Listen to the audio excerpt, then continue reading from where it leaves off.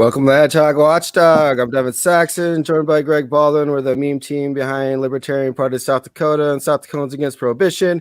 Today's episode is brought to you by Pinkcoin. You can check them out at pinkcoin.com. Our guest today is Emmett Reistroffer. Did I pronounce that right? Yes, you did. Good job. He's a cannabis industry expert. He's going to talk to us today about what's going on in Capitol and Pierre regarding cannabis issues.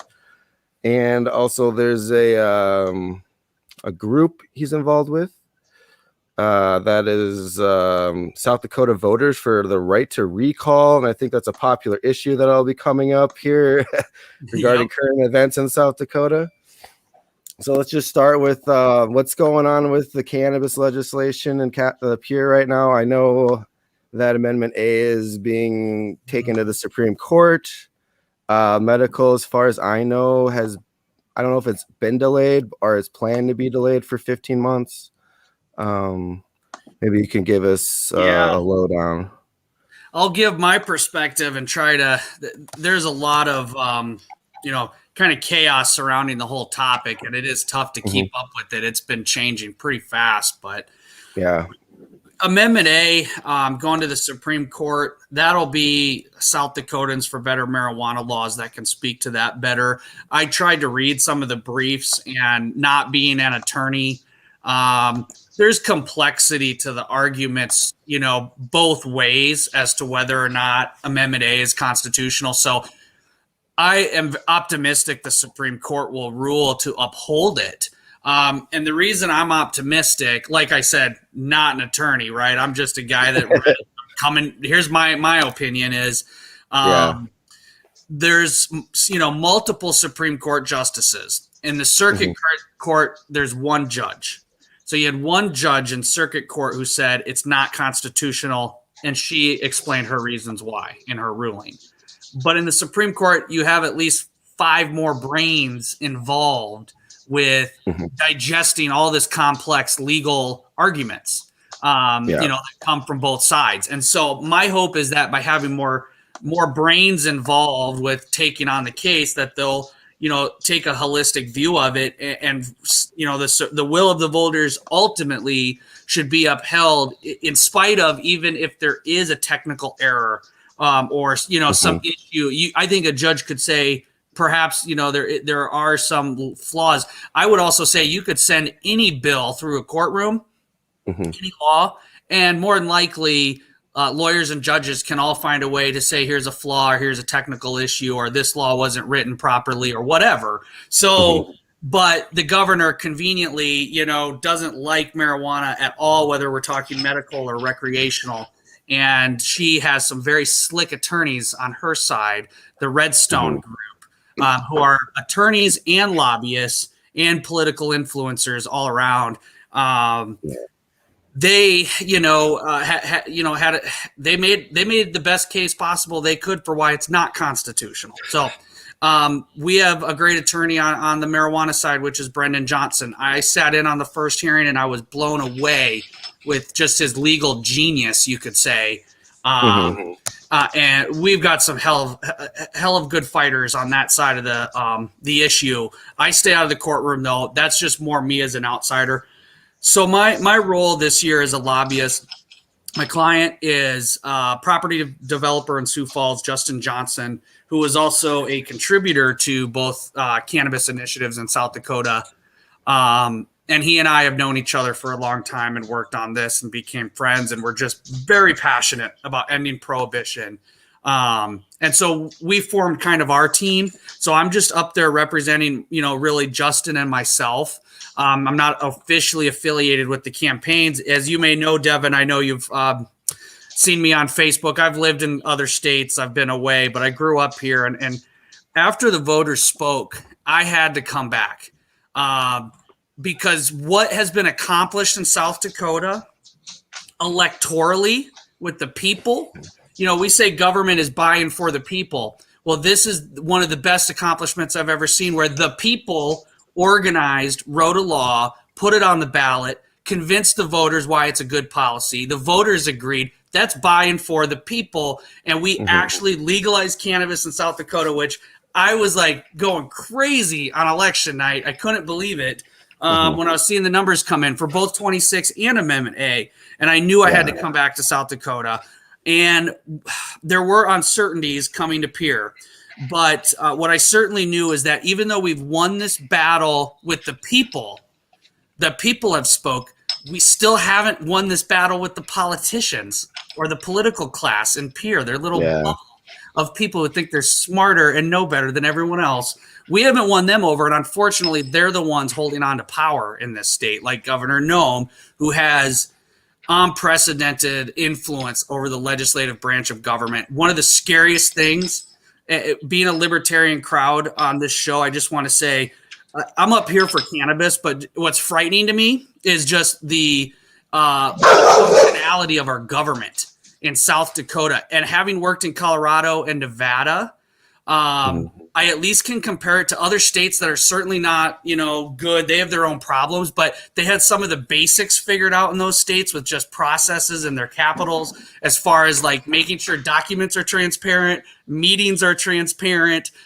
They're just better governments in that term. And when I come here to kind of walk you through the whole story, when I got here, I wasn't certain, really what we knew. The governor didn't like this, right? And we knew the politicians didn't, but we didn't know what are they going to come up with and how are they going to do this. So the first thing is the governor wants to take it to court. So far is successful, but it's still going. Politically, the legislators at first were all over the place. They had no freaking clue what they wanted to do. And our message, my message and other members of the marijuana community, our message was, we don't actually want you guys to do anything. I'm just up here to educate and answer questions because this topic's being talked about in the Capitol every day in the legislative session. Yeah. I did presentations, I did meetings, I did dinners, you name it. I was just here to educate on how the cannabis industry works, how we're regulated, how safe it is, how we do public education, to just all this stuff. I wanted to just kind of, educate. And that part was successful. And I'll speak more to that too. But as I got here and my goal was to just educate and answer questions, the legislators were all over the place. But then all of a sudden, we found a leaked draft of a bill with the representative's name on it. And I had found out through the grapevine, you could say, that, this bill was really the byproduct of a group that was working in secret between elected officials, staff from the governor's office, and their own private consultants. And none of this is documented or out in the open. When I confronted these members of that group, some called it, it's the impromptu governor's group. We're just having discussions. I'm talking to my colleagues, totally keeping it off the books. But somehow they can coordinate enough to come up with a draft of a bill. And this was the nightmare bill filed by Representative Deutsch. But thankfully, it was never introduced. But what it does, it gave me a glimpse of what I think ultimately what their end goal is. I was never supposed to see that draft, but just through talking to other lobbyists and, whoever, it got around pretty quickly to anybody who wanted to find it up here. And what it was basically was a repeal of Measure 26 and creating like a Minnesota model. And anyone who's watching medical marijuana around the country knows Minnesota is like the worst example because there's like no freedom, very limited people even qualify. The industry side of it is totally corrupt, where only 2 politically connected license holders get to sell the cannabis. You can't smoke it. It's in capsules. I mean, I could go on and on why Minnesota sucks. It doesn't serve their people well. Maybe some people do get their medicine, but the program as a whole falls short of what we voted for. The message is implement what the voters passed, and they don't need to take on this this responsibility of trying to rewrite the whole thing. And that's what some of these lawmakers have been led on by the governor and her staff to believe, that these initiatives were poorly written and they have all types of problems and they're incomplete. And so they just need to start a work group and write the law. And that's where I believe it's going to turn into the Minnesota program. And ultimately, that's like the battle ahead right now, is stopping that from happening. I think I am 26. There's a couple other paths ahead still where it could go into effect as written, but I'm not exactly sure how it's going to play out. But there's going to basically be the delay, like you said, is is a delay, but it's more than that. I really want to emphasize tonight. By delay, they asked for a year. We got it cut down to 6 months. What's worse about it is it creates a legislative committee to meet this summer when there will be less people up here, less eyes on them, less media attention. They get to work. The way the governor wrote the bill is the governor's office gets to appoint half of the members of the committee, and they're going to essentially write the new medical marijuana law. And I can't help but assume it was Representative Deutsch, because after that bill was in hearing, lo and behold, I walk out in the hallway and the governor's staff is sitting right there just shooting the shit with Representative Deutsch, like they were celebrating a victory. And I'm like, I'm not that stupid. I've been up here 5-6 weeks. It's pretty easy to see, how they kind of use the levers of government to their advantage. But I'm very impressed with what we've been able to accomplish too, because first, when the governor came out with the repeal bill, we've been saying delay. I got to break that habit too. It's really a repeal bill, delay and repeal bill. Other veteran lobbyists told us this thing's going to sail through the House and the Senate, get on the governor's desk, and that's what's going to happen. Generally, when the governor, especially this governor and this legislature in recent times in South Dakota, gets whatever the heck the governor wants. That's just how it works up here. Especially with a supermajority Republican Party in South Dakota, very little checks and balances, and the governor basically runs the legislature, which is like there's supposed to be a separation of powers here, but there really is not in South Dakota. And that's where, like I said, there's other frightening things going on, and that's going to segue into the recall discussion. I just kind of gave you guys a lot. So I kind of touched on Amendment A on the court case, and then Measure 26, the delay, we've amended it. We've reduced some of the pain by getting the patient protections added last week, and before that, cutting it down from a year to 6 months. But now tomorrow, I have 1 day left, one more shot at trying to do one more fix on the bill, which is the toughest part, which is trying to take away the governor's ability to make all those appointments. I'm saying that the LRC's executive board, it's the only other entity available to us, somewhat non-biased at least, not explicitly the governor's office, just another government body though. They're normally the ones that make these appointments for other summer committees. And for some reason, this committee, when I confronted the governor's staff, including her chief of staff, I pressed them on, why do you need to make all the appointments? Can you understand why this is concerning? The governor campaigned against this initiative, and she's the one in charge. All I'm asking for is let it be like a third party, or it needs to be fair, and y'all can come to the table with us, but we need to be at the we need to have a guaranteed seat at the table. And I'm not opposed to work groups, but 9 out of 10 times they turn into a dog and pony show, here, especially just for the governor. And like I said, I saw that draft. I think that's what they're going to go for as a Minnesota program. So we're trying to just defeat 1100. That's going to be tough, because we have some support, but the governor has immense influence. So that's why we went for the amendments, assuming that it's going to pass anyways. We need to try to lessen the pain. At least some patients now can have a case. If they get in trouble, they can they can fight in court that it was medical necessity. And now I'm just trying to work on those committee appointments and make this delay, the least damaging that it can be. Then we'll have to focus on the work group this summer. We got to see what happens with Amendment A in court. And ultimately, if cannabis is the first part of this discussion today, we need to change who's in office next year. That is has to be part of this conversation too.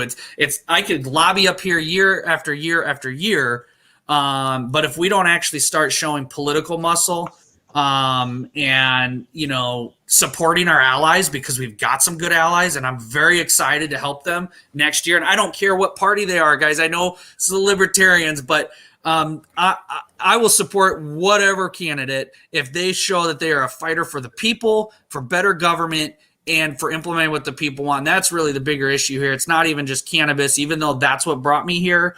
That bigger other looming problem is we have a government here that is just totally unaccountable. So that's my update on marijuana, and I don't want to keep going on and on. What do you think? No, you're fine.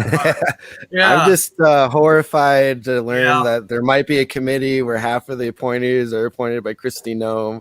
Yep. She's the one who appointed the judge 2 years ago who ruled that Amendment A was unconstitutional.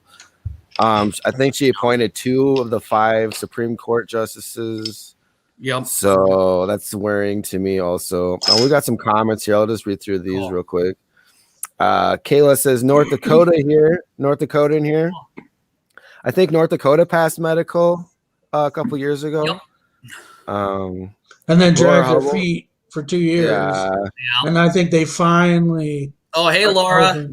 Glad to hear she's tuning in. Laura Hubble says you're 100% right. Daryl Root, Libertarian Party South Dakota treasurer, says Dutch is a first-class idiot. I know he's in my district. I know Daryl ran against him in 2018. If he'd have won, Cheers says Emmett Reistroffer for governor. I'm in good company here tonight. Cheers, guys. It's good to be with libertarians tonight. I just felt like I'm kind of at home right now, so that's why I get to my mind. And it's been cold at the Capitol for a few months. It was finally a nice day today, so I just enjoyed some time outdoors by the river here in Pierre. But Kayla says they did in North Dakota, and it's a mess. Yeah, so it looks like South Dakota is going to follow your tracks there and do the same. Tara says Noam is the prohibitionist governor. Yeah, she definitely is. I think the worst part about like HB 1100 or the idea that the legislature can just rewrite the bill, which I knew all along that was what exactly would happen, is they would get their hands on it. They would rewrite the bill, make it really restrictive, no access. And then that way, whenever the people tried to advocate for it again, they would just say, well, we already have it. Well, what do you mean? We don't need it. We already have it.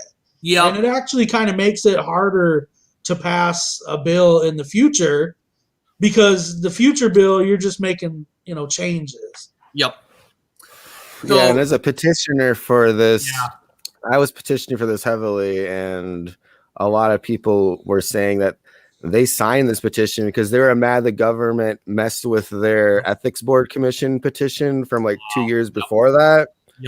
So I'm assuming that now that they've been messing with this amendment and the medical bill, that people are just super angry, and they're going to sign any petition that would help resolve the problems. And I know there's another petition coming up.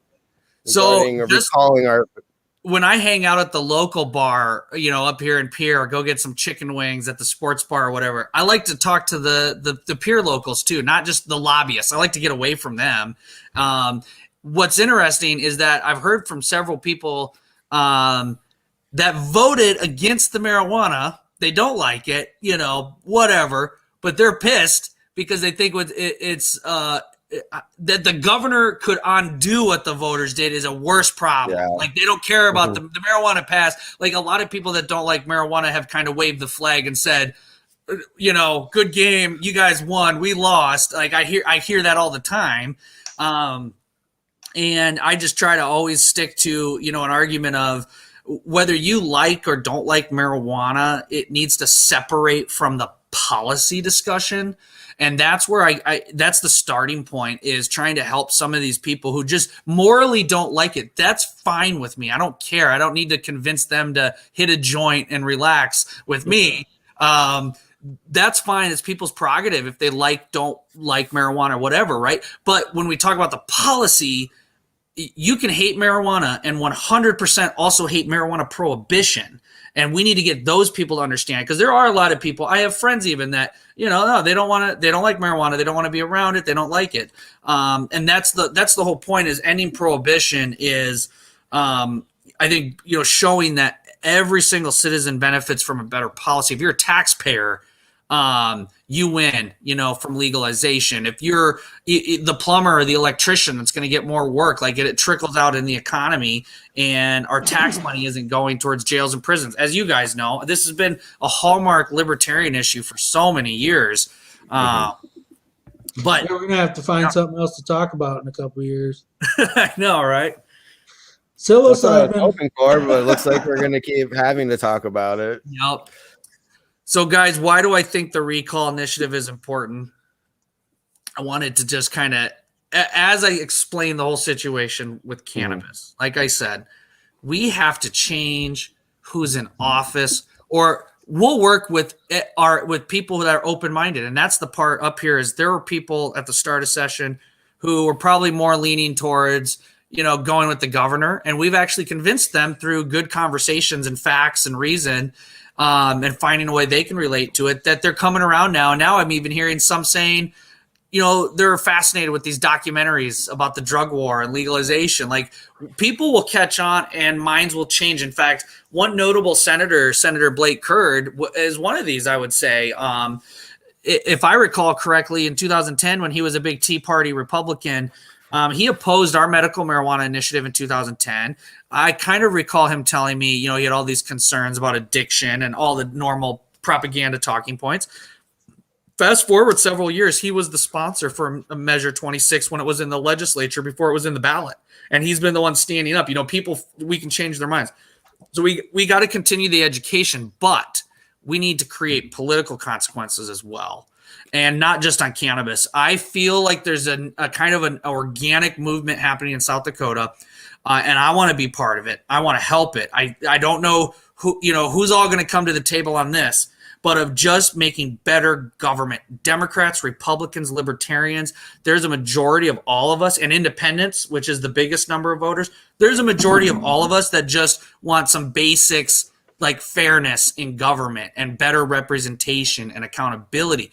So I thought, what is the Trojan horse to drive that discussion? It's giving us the right to recall elected officials in South Dakota, because we have some glaring examples right now of situations where these elected officials in other states probably would have been vulnerable to recalls, where they're happening. They're happening all over the country right now. Regarding COVID-19, which I think is understandable because that's one of the most challenging issues any elected officials ever dealt with in their career. So there's passionate opinions on both sides. People are recalling governors in California because they don't like how he's handling it, with these draconian lockdowns. Ironically, it's mostly Republicans this year doing the recalls, but it goes all different directions. I'm not trying to advocate for a specific recall through this campaign because I can't. This campaign won't be successful. If I make it all about Kristi Noem or all about Jason Ravnsborg, then that will derail the conversation, which is about better government. I don't want to get into the specifics of the people. I will trust the media, the blogosphere, social media, my friends, me in the evenings to drag all these lousy politicians through the mud. That's already happening. So that's where it's like my campaign is not meant to necessarily call out who's who. Everybody knows who's who and what they've done, but it's to say there's a function of government that's missing. We just want to we want this function of government allowed to us, which is allowed in many other states. It's already allowed in South Dakota for local officials. You could recall your city councilman today if you wanted to. But we don't have that same right for the governor, for the attorney general, for any constitutional office or state legislator. Just having that on the books, just having that function in existence should promote a better culture in our political class. Just knowing, if I was the governor, knowing that that tool is available to the voters to fire me, might make me think twice before doing things like flying on a state airplane down to Georgia to raise money for Donald Trump and then lie about it when I say that it was all for professional purposes. So there are examples, and on this show, I'll be happy to say, I'd be recalling Kristi Noem by now if I could. I think a lot of us would. Definitely the attorney general would be facing some type of recall. How we write the initiative is going to be important because I want to make sure it's not able to be abused, because that's going to be the number one thing people say is you could recall anybody for any reason. It creates a circus. And that actually can be true. But I think that any function of government can be and is abused, and you can't ever stop that.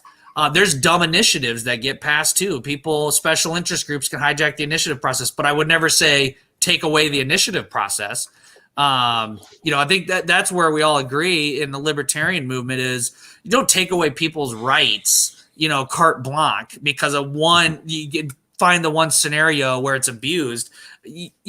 So fundamentally, we should have the right to recall. I think it'll create better government. I think now is the optimal time to do it. I don't even think we need a lot of money to do it. I think a lot of volunteers will get this done. And I think it'll pass 70, 80%. And I think it's the Trojan horse to a number of other issues. They have petitions going now, are about to go for the legislative redistricting to make that more fair. And then open primaries. There's a lot of opinions on that. I don't even know what I think. I haven't really thought about that much. But generally, these are just groups of people that are trying to make South Dakota government. Oh, ranked choice voting is the other one. Be real curious to hear what you guys think about that.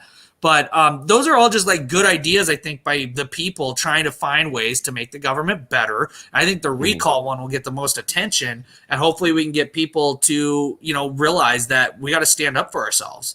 And then this could segue into some good campaigns next year, guys, when you and your colleagues in the party run for office, when we have people primary challenging Republicans in their primaries, and then we've got Democrats out there supporting the same good government principles. I want to drive people, whatever party they're in, to go towards the principle of just better government. Those are the basics missing in South Dakota. So starting with the recall, it's just, to me, where I thought I should focus my energy and could make the biggest difference in just a very pointed way. And then I want to support all the other people. Like I said, this organic movement of people all across the state that just want better government. We all got to start organizing and coming together. And that's why I signed up to be on the show tonight. So, yeah. Are you going to run the recall state official petition as an initiative or as an amendment? So I want to do both to start with. And the idea is if we can gain the momentum enough to do the constitutional amendment, then we'll go with that. But there's only so much time and you have to get so many signatures. And I don't know if I'll have a budget to hire a lot of staff. So I got to see how the volunteers do. So that's really, I have no preference. Personally, I think it belongs in the Constitution because I think it's kind of a bedrock principle. That's also where we have, our rights to vote in election. And they put the secret ballot right in the Constitution. It makes sense. But some states also have it in statute, and it makes sense there too. The only unfortunate thing here is we can pass statutes, and it means nothing. You can put it through the shredder just as fast as we, put it on the ballot. So I want to just do both and then see which one is successful. So if we can't get the constitutional amendment because we run out of time, it's a lot of work, it's a lot of signatures, we'll still be working on the initiative. So then at least we can hopefully do the initiative. So I got a question about the whole recall process. So how many signatures would that require? What would that look like? Because just from my perspective, it would have to be over 50% of the possible votes. You couldn't recall somebody because you collected 30% of the signatures because there's always going to be 30-40% opposition. Or wouldn't it go to a vote then? Is that what a recall is? You collect this. I think it's 15% for your local officials. If you get 15% in the municipality, it'll go up for a vote and the people can vote them out. So Greg, that's a great point and question. So that's what I'm still all trying to figure out right now for how we're going to structure it in South Dakota. And I'm going to circulate the draft with anyone.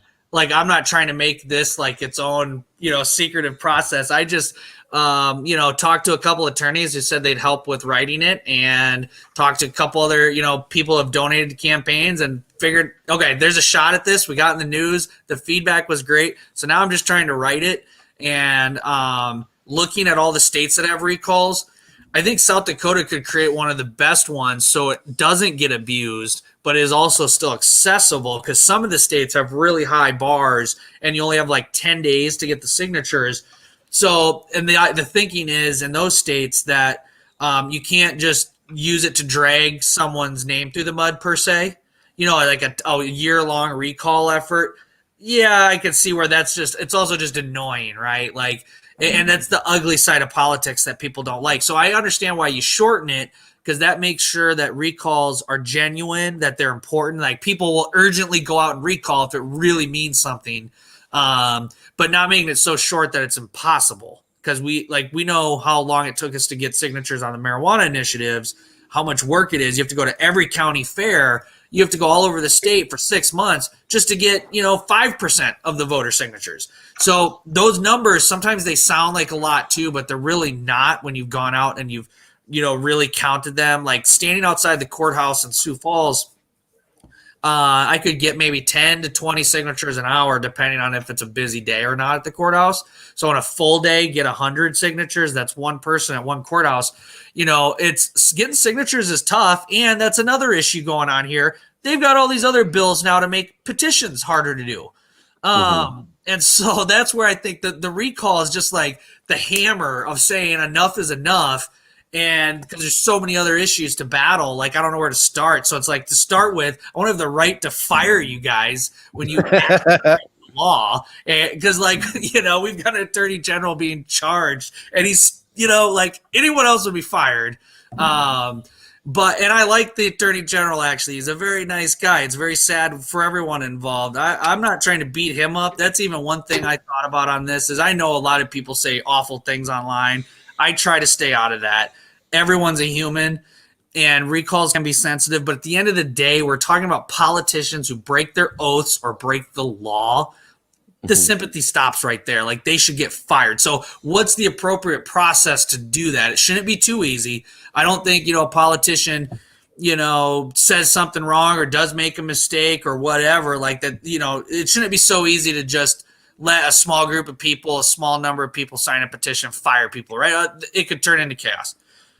North Dakota says 25% of the voters have to sign the petition. I think they have 90 days. I'm looking at the statistics on where are recalls, where they've been successful. So many of them actually are not, but the ones that are tend to be like really significant things, like a mayor embezzling a ton of money from public schools, or a sexual harasser, who had his track record and then, finally, got charged with something and then they took him out. Like there's some nasty examples out there, but everyone agrees like these guys got to go. They usually get recalled by like 80%. Right now, I have no doubt we have at least one statewide office holder that would be quickly recalled if it was available. Just anyone knows the temperature out there. Attorney General would probably be getting recalled right now. The legislators are impeaching him, or they're pretending to. That's the whole thing. Yeah, they stopped. They're saying they're impeaching him, and then they're but we gotta wait. It's because they don't. Yeah, they're playing. I just think it's really despicable. I mean, I know you wanted to talk nice about him, but no, you don't want to be mean to him, but. I just think it's really despicable how he's like really trying to fight these charges. Yeah. Like he's got people out in the press talking about how releasing these videotapes hampers his ability to fight the charges. And it's like, fight what charges, dude? Like you are facing 3 misdemeanor charges. You're not even facing like barely 30 days in jail. Like have a little bit of respect, Yeah, exactly. I mean, only he knows in his heart what's right and wrong, I guess. I mean, he's lucky that's all it is, I know. And he really... Everyone deserves their day in court. I will always believe that. But when you're an elected official, you are serving in a privileged position the voters gave you, so we should be able to take it away. That's where I'm kind of coming at it doesn't, Jason, you'd be innocent, guilty, whatever, that you and the courts and God can all have that battle of morality. The voters, you're fired from your job, though. That's what this recall is about. Is if I was facing even misdemeanor charges and worked at Citibank, I'm sure I would be put on a leave of absence. Most people with any corporate job would probably be at least suspended and temporarily. I mean, especially if somebody died. Anyways, I'm not convincing anyone there, and that's where I'm saying I'm going to speak to definitely those situations, but the core of this right to recall is going to be more just like this is a function of government, whatever politician. We don't know what's going to happen 10 years from now, guys. If we pass this and get this in South Dakota, it could really come in handy in 10 years when something else really bad happens by a politician. Like I said, I'm doing the research. I'm learning about where recalls have been successful, what the processes are like. how to prevent them from being abused, how to keep them clean and, not just nasty recalls. And I think just, finding the right number of signatures, the right amount of time, who can be recalled, how does it interfere with like scheduling elections and that sort of thing. We have to think about all that. We're looking at North Dakota and a couple other states really on what their recall laws are written and how they work and making sure they work. One thing I was considering talking to a friend that's involved in campaigns is maybe having a percentage of the signatures has to come from each political party. Or have like 10% of signatures have to come from Republicans, 10% from Democrats, and then 5% from, what third parties or whatever. Some like trying to create some weight. So it's not just the Democrats going out and recalling a Republican for being a Republican, and it's not the Republicans recalling a Democrat just because, they're a Democrat. Like, that's what people don't want. I don't want that either. The last thing I want is more of the bullshit two-party fighting, right? Yeah. We don't want to get – so if a real grassroots movement really was to recall someone, you should be able to get people from all political parties. So I'm just trying to think of putting a way in there that says you have to get some signatures from your Democrats and your Republicans and your independents and everyone else, So that might prevent it from being a partisan thing. Just a thought, but trying not to make it too hard either. That's the thing. I mean, the whole point is that we should be able to, do the recall. If we have 100 volunteers, one in every county, and we're working full time for 30 days, we should be able to get, the recall successful. Like, campaigns aren't easy. Anyone knows that. A recall campaign is not easy either. They're very difficult. So it's about to get even harder because yep. I don't know why I'm echoing, but yeah, this is where the politicians, you guys, they in South Dakota have set it up in such a way that they've insulated themselves from us, from our ability to really keep them in check. And that's where there's a lot more that needs to be done than just the recalls. And I do think, honestly, some people say it's a lost cause. 10 years ago when I was pushing marijuana, people told me I was a lost cause in South Dakota. But 10 years went by, and we already won it with the people. The culture is changing. Slowly, the politics are changing, painfully, but they are actually slowly. And things will change with the government here, too, as the legislators this year. There are several younger legislators. I don't know how all of them think, but I do see a kind of a increase in liberty-leaning Republicans in our state government, especially if we show some muscle, if the cannabis industry can get involved and help support these types of candidates and get more liberty, people in the legislature, whether they're R or L or an independent, or on some issues, even a D, they all could be liberty-oriented on certain issues. I see that increasing. I really do, because I think that is kind of South Dakota's, center of the road is kind of libertarian here. At least maybe not on all issues.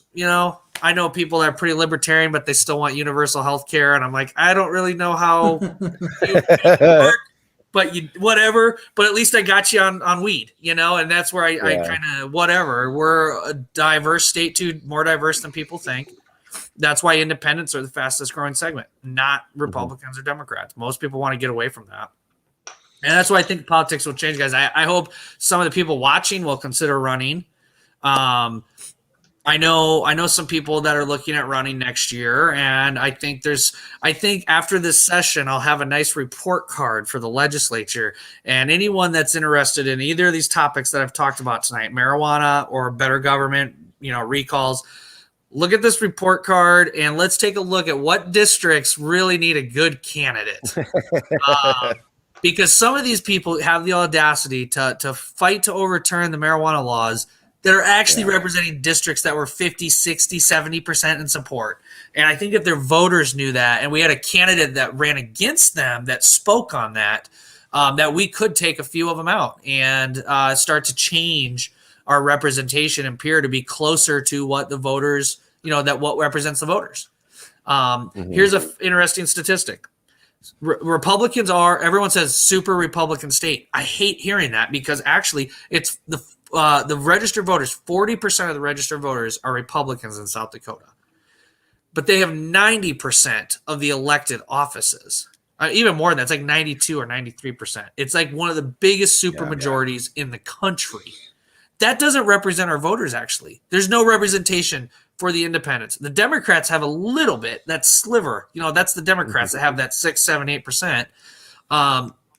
Libertarians maybe have our philosophy represented in a handful of Republican legislators, and independents are really kind of left out. I think there are some independent Republicans, you could say, in the legislature that will fight the governor from time to time, but they're so outnumbered that they kind of get, outcast as well. So it's a super Republican majority state, and a governor that really runs the show. And I think we got to break that up. And I think over the next 2 to 4 to 6 years, we could see a little more balance if good people run and we can all work to support each other. And I know it's not easy and pipe dream or whatever, but no, I've seen some results while I've been up here in a couple months on little things.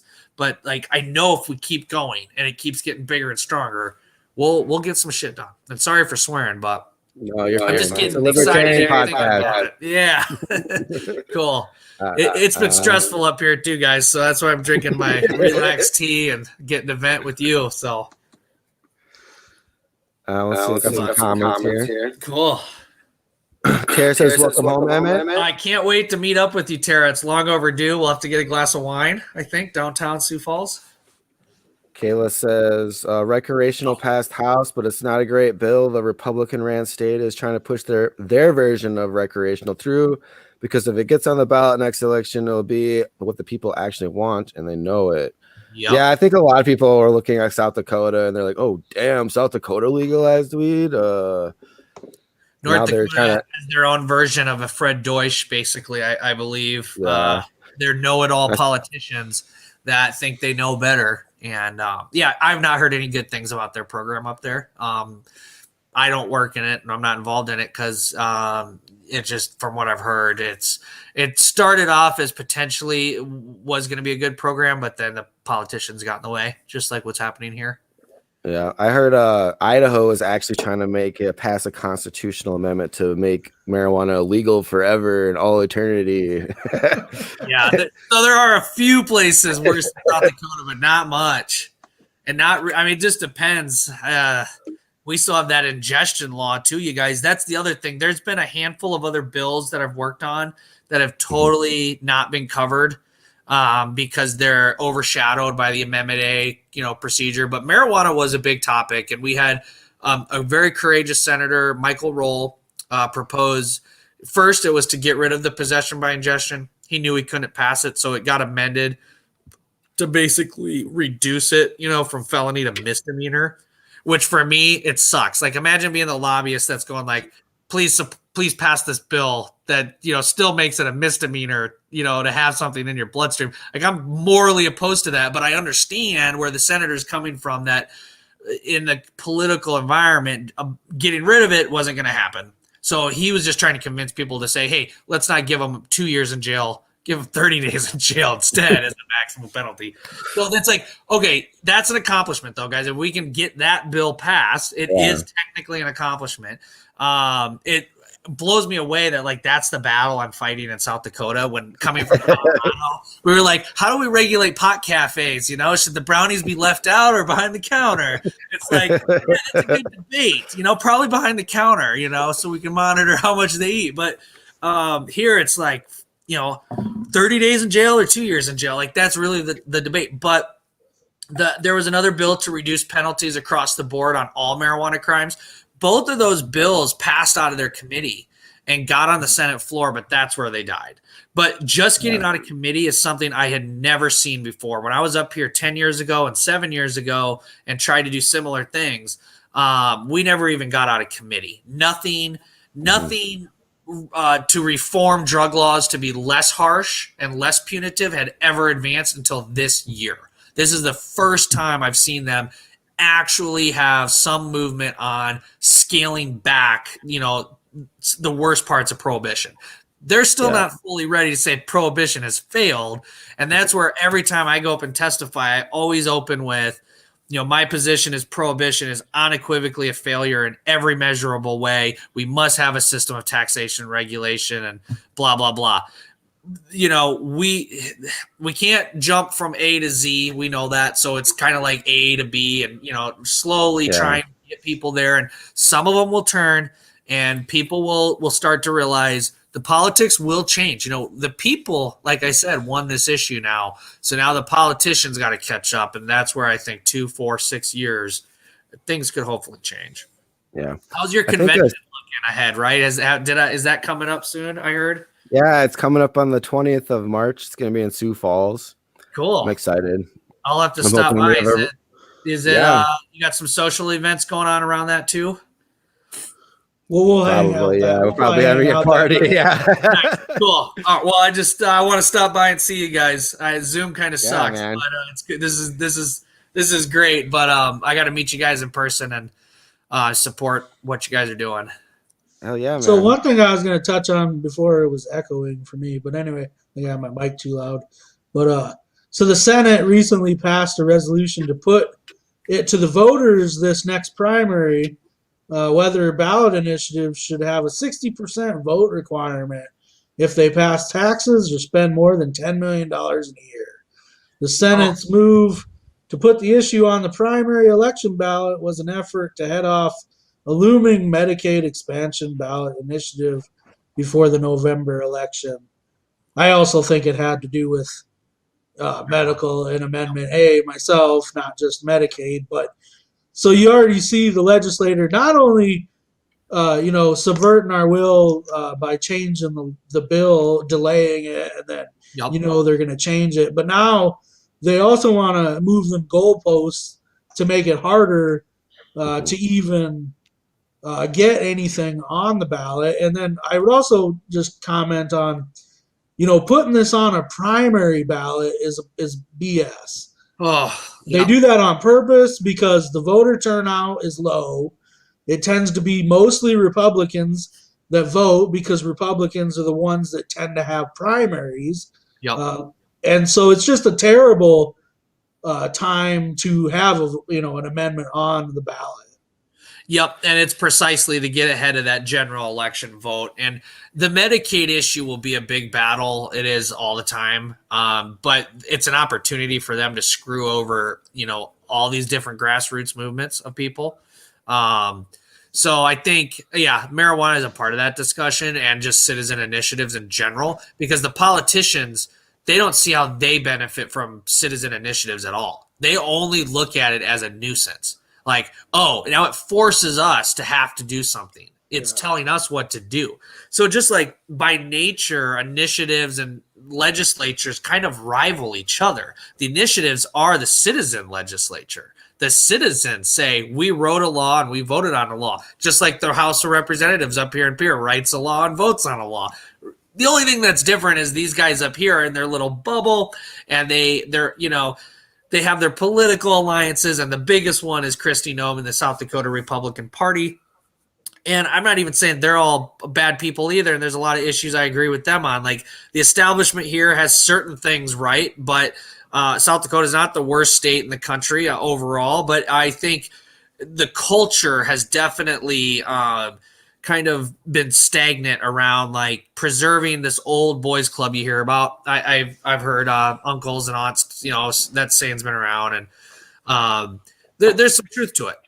There's just longstanding political powers in the state, and they kind of groom candidates to come up the ladder. And I think that's what we saw with Kristi Noem. I actually remember when she was a state legislator and then first ran for Congress against Stephanie Herseth. And man, I regret that because I actually voted for Noem in 2000. Yeah. I mean, little did we know back then. And I actually liked Herseth too. Yep. But I got caught up in all that Tea Party. Yep, me too. Nonsense, they're going to really change the cult. They're going to really go to Washington and they're going to balance the budget and they're going to do all this great things. And then, as most of these movements and politicians go, I mean, nothing ever changed, And that's the thing with Kristi Noem too, is I didn't think she was a good congressperson. Just objectively, has nothing to do with partisan politics at all. She didn't bring home any big wins for South Dakota out in D.C. She was very party line.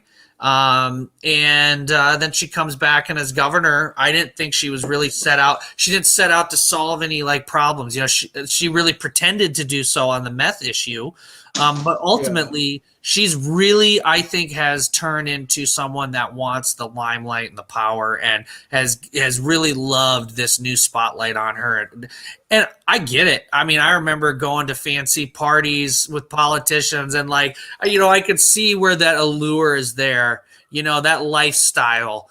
You know, getting driven around in a limo. She has like her own Secret Service agents. It's just stupid. But she's gravitated to this like celebrity status that is really tough to turn back from. You know, I said the same thing about Obama. Kind of when I looked at him, I read his book, and I was inspired by him in 2008. To be honest, I thought a young up and coming guy. I believe his heart was in the right place. He wanted to make big changes, but we even saw in his presidency how many times he sold out and bailed out big banks and went against his own party's people. You know, he just Libya. Absolutely, on all sides, he turned into like another Bush. I was like, this was the change, you know. And how hard would it walked be? Away from it all. I became a libertarian in 2014. So but like on the issue of cannabis legalization, like how hard would it be for one of these jerks to just reschedule cannabis? Yes, we've had multiple presidents now who have admitted to using it, you know, and I mean, I really wasn't a fan of Obama during his presidency too much. Like you said, you know, talked a good game, but it was really just a continuation of the Bush policies and wars overseas, but you know, one thing, he was about to leave office, and I was like, you know what? If he just reschedules cannabis, you know, that would be amazing. And then even when Trump, you know, was getting towards the end of his term, it's like he would have been reelected if he would have just descheduled it. There would have been people that would have voted for him just for that. Why wouldn't? I mean, I don't understand why.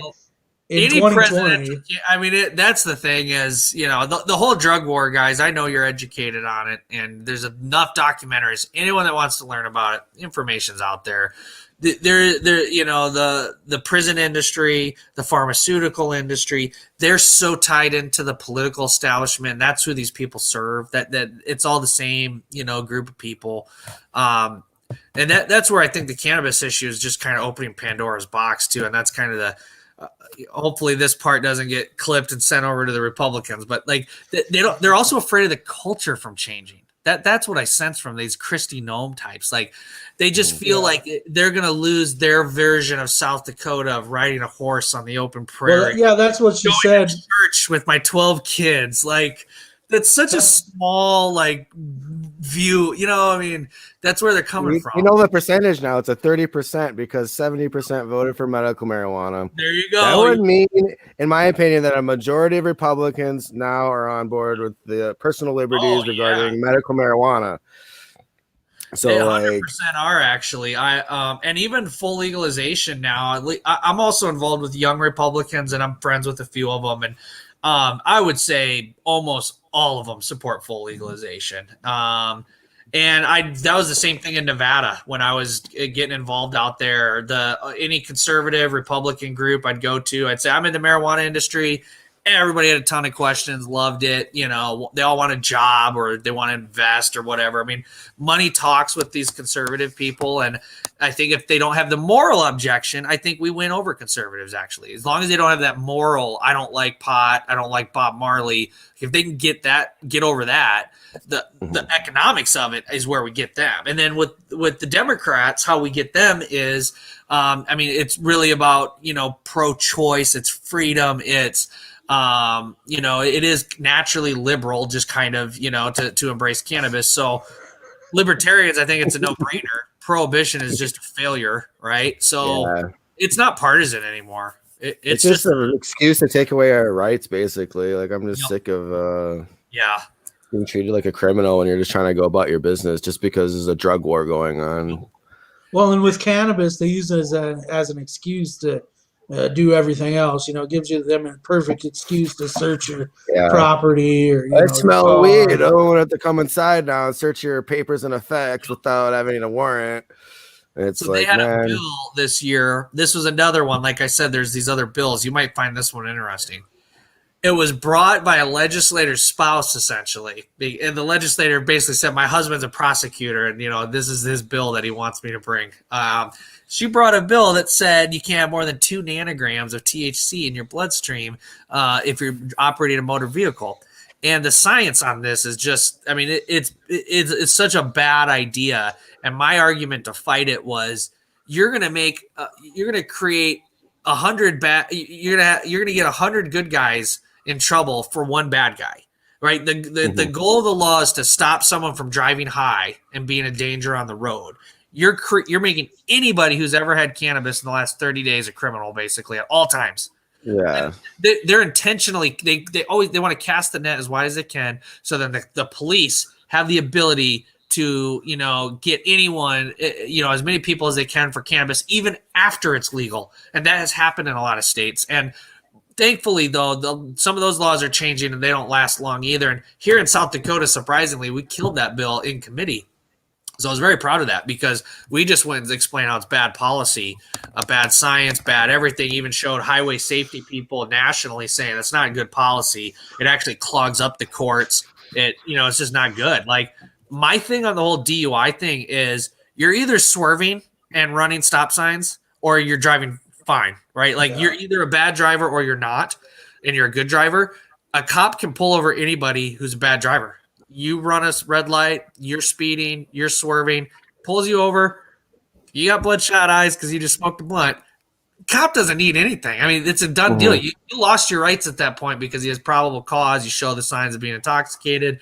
That's already that's how courts have ruled. So to me, these DUI laws are all unnecessary. They're totally, reckless driving statutes do it. No, we would never promote driving under the influence. I never would. I, even with my own friends, discourage them from ever doing it. I think that's responsible. Be sober when you drive. But our policies around it can become, it's more of a civil rights issue. And that's not the whole point of it. The point of it's just to keep the road safe. But then, in other states, how certain laws get enforced are just like really, really sad, disproportionately. And, we all saw the Black Lives Matter movement really take off this year, and how that gets tied into enforcement, selectively, or having racial bias, that sort of thing. That's why these laws, we need to be careful so we don't target communities and people. And the law enforcement lobby up here has been blown away by our ability to fight them back this year. And I think they're actually going to start to lay off a little more, hopefully. I've gained some good relationships with them, and even told them that I'd work on some bills with them to make sure they're not poorly written and they're not bad. Like the nanogram bill, that would have been awful. But we really need them to drop that ingestion law. That is one of the worst laws in the country, and it puts a stain on South Dakota. Someone visiting from Colorado is a felon as soon as they get off the plane, just because they smoked weed 2 days before. Yeah. Just being in the state, you're a walking felon because of that law. That is so draconian, and that there's been a movement to get rid of that law for a while, and I think that should be something that comes in the next couple of years too, is what I really hope for, and I'll keep trying to fight for that too. Even with Amendment A and cannabis legal, there's still these other little, minor, or not minor, but just other parts of the drug war that are still going to linger, and they're going to have real human consequences. So we need to get all these policies cleaned up. And really get just police out of your lifestyle choice of using cannabis, or mine, that's the goal. So let's go through some more comments here. Laura Hubble says, remember that we passed an initiative where the people of South Dakota could choose their own doctor. That won overwhelmingly, and yet we still cannot choose our own doctor in South Dakota. We do need the ability for a recall. Yes. Tara says the political consequences should be vote them out or recall. Yeah. And government overreach. Legalize marijuana. Kayla says my super cool, or my super old school grandparents in their 70s are supportive and passing for recreation. People are sick of it being an issue. Even people that have never used it or plan to. Yeah, it's just about personal liberties. It's about stopping the government from claiming that they smell marijuana and they can enter your home without permission. Yep. Daryl says if Peer denies the marijuana initiative, they can and will deny any other initiative. Yeah, that's what worries me about the recall petition. Yep. Is that if it's an amendment, they'll claim it's more than one subject or something. Yep. If it's an initiative, the legislator will gut it or delay it, do whatever, because initiatives don't hold as much sway as an amendment. I love how that amendment I was talking about that's going to be put in front of the primary voters. Yep. How that is clearly a two-subject bill. It's a constitutional amendment, but it just says it should have a 60% vote requirement if they pass taxes or spend more than $10 million in a year. Well, there you go. That's a two-subject bill. Taxes and spending. There you go. You're absolutely right. See, and that's the thing is the people don't have the taxpayer money that Kristi Noem does to file lawsuits against the establishment when they can use the law to their advantage. And we have to spend millions and sue them every time that they, skirt by something like that. But then Kristi Noem can shoot down a marijuana bill in court. I swear there was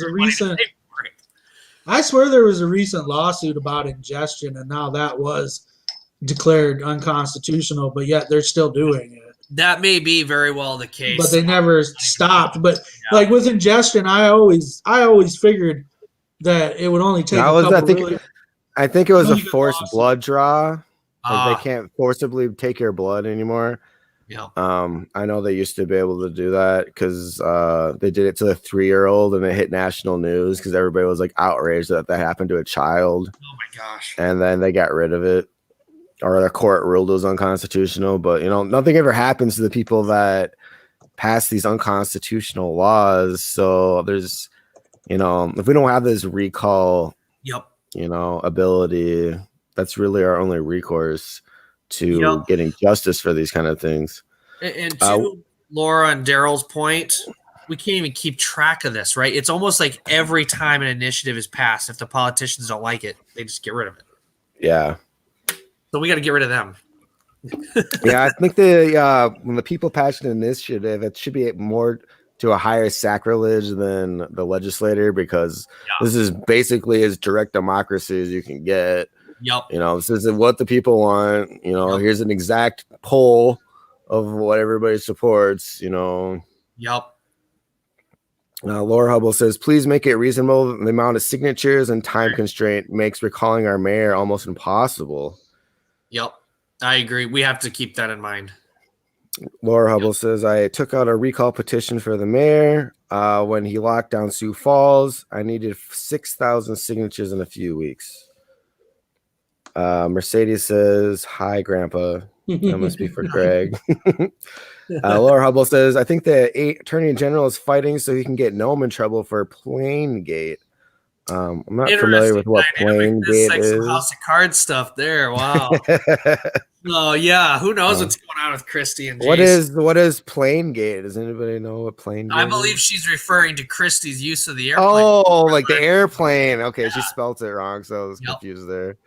Yeah, I want to know how much South Dakota taxpayers spent on that. I think, how do the taxpayers not just get like a ledger of everything that was spent? Like, why is there any secret? Can we take the airplane to go to Rapid City? Yeah. Why is she the special one? Yeah. Tara says maybe the Attorney General could save face by investigating Plaingate and reopening EB5, Gear Up, Brady Fulkins, and a number of other scandals. Yes, Tara, he should resign, but turn the table first. Right.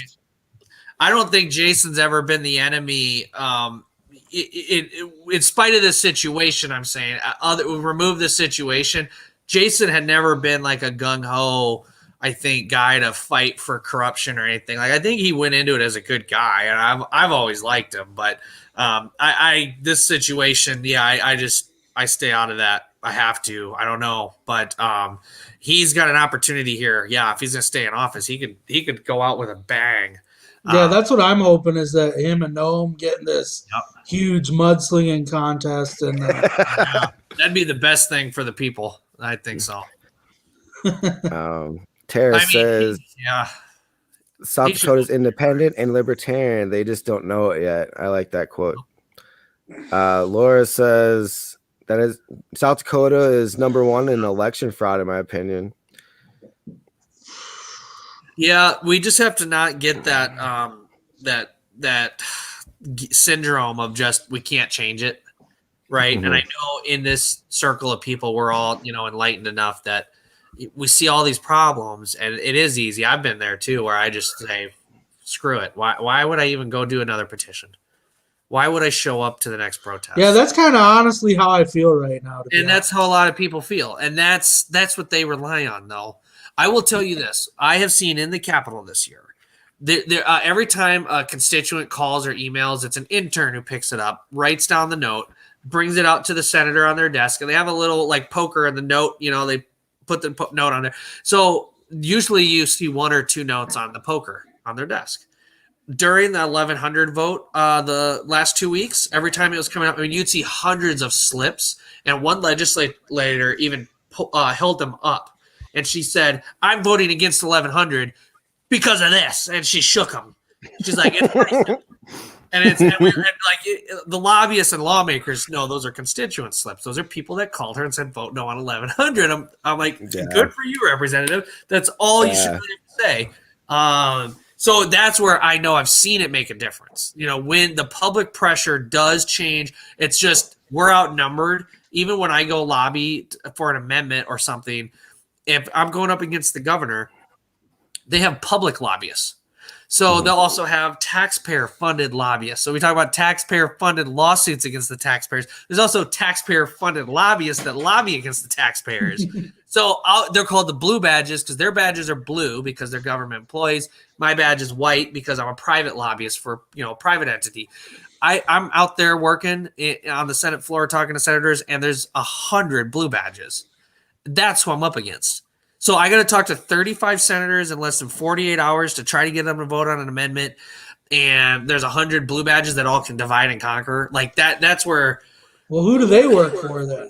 Various state agencies, the Attorney General, the Department of Public Safety, Department of Corrections. I mean, they've got it's the bureaucracy movement, and they and not all of them are terrible either. Some of them are just doing their job, and I have to work with them to get things done too. And they do have a role to play. Like, I'm not going to say state agencies don't deserve a say. Like, those are the people, working in government. They should get to lobby too. I'm not against that, but just trying to give a little context of when the governor has this much influence, that's what we're up against. That's why the people calling and pressuring the lawmakers helps me as the lobbyist up here and helps, the campaigns fighting for the initiatives. So it's the people versus the government in this case is really what it is. There's no citizens up here lobbying to delay medical marijuana. That was something I said in my last testimony where I get to speak publicly in front of, a committee of lawmakers, and the opponents and proponents are on the room. And I go to the podium and say, there's only one side of this bill where the citizens are showing up to testify and zoom in their stories. The other side is kind of just the governor and all her staff. So, it's like, we were trying to find a compromise too, and the governor's office has been hell-bent on just not giving us anything. And that is where I've reached out. I actually walked into the governor's chief of staff's office 20 times asking for a meeting. Emailed, called, walked in multiple times a day. Never available. Always gone when I'm there. Yeah. And I tried. And then, I have talked to a couple of the governor's staffers a couple times, and they're very nice, young, smart people. They're just doing their jobs, but their hands are even tied. And a lot of these government employees' hands are tied too. And I think a lot of them are on our side actually, but they're just doing their jobs. And that's the crappy thing about government, I guess, is even the good people can be in there, but it doesn't matter because the gnome is the queen of Pierre, and she really gets whatever she wants. There is no accountability for our governor and for the loyalists that she has in the legislature. They can all get away with whatever they want. Yeah, she's basically just running that she didn't do anything for COVID, and that's her big thing. Great. You didn't do the wrong thing of violating. Yeah, it's like you did what you're supposed to do, and okay.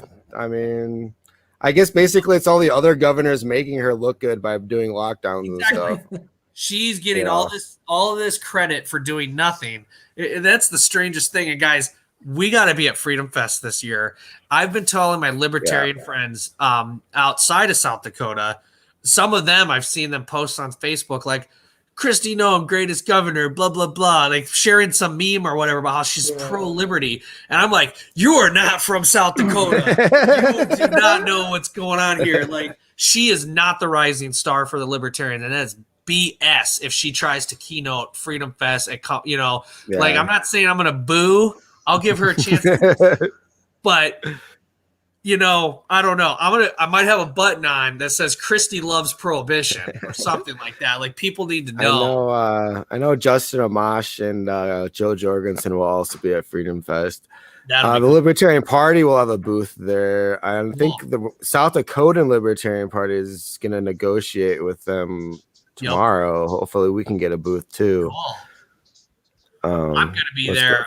I don't know what I'll be doing there. Probably just hanging out, but yeah, I'm excited that they're coming to South Dakota. I think it sucks that the reason that they're coming.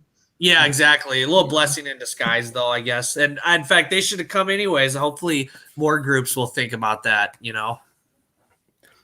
Sean Gregory Rogers says a political representative that goes against her people is a complete disgrace. The United States is a democratic republic, not a monarchy. Laura Hubble says we're a constitutional republic. Okay, cool. We got a little debate going. I wish we could impeach Noem. Yeah, I think she might. She seems safe, but I don't think she's safe in South Dakota. There's a lot of resentment against her. The COVID thing, she gets pluses for, but before that, she vetoed a hemp bill that was super popular. Was proud of it. Spoke out in the Wall Street Journal how proud she was for the hemp bill. And that was like her first year. I know the hemp bill finally went through, but I mean, there's a lot of conspiracy talk that the reason she vetoed it was so that her family business in the insurance industry could profit off of it. So I mean, the year went by and then it went through. So I mean, they could be right. Ballot. I know Greg mentioned that 60% law they want to put on the primary. I think we need to make them eat their own poison with that. If that's going to get out people to the primary, we need to run a hell of a campaign to vote that down and get the primary vote. We'll boost the primary vote, and then we can take out some of them in the primary. That I'd like to make them just make that be their knife in the foot. Because great, let's mobilize a battle during the primary, because then that means we're primarying your asses. And I would love to find 10 pro-liberty Republicans around the state to primary them. And then if libertarians run in the general or Democrats, whoever, having good primaries really forces those politicians to come up with better answers. If they got a campaign and have a tough primary, it tees up a better race in the general regardless. But I think we'd win some primaries on the Republican side.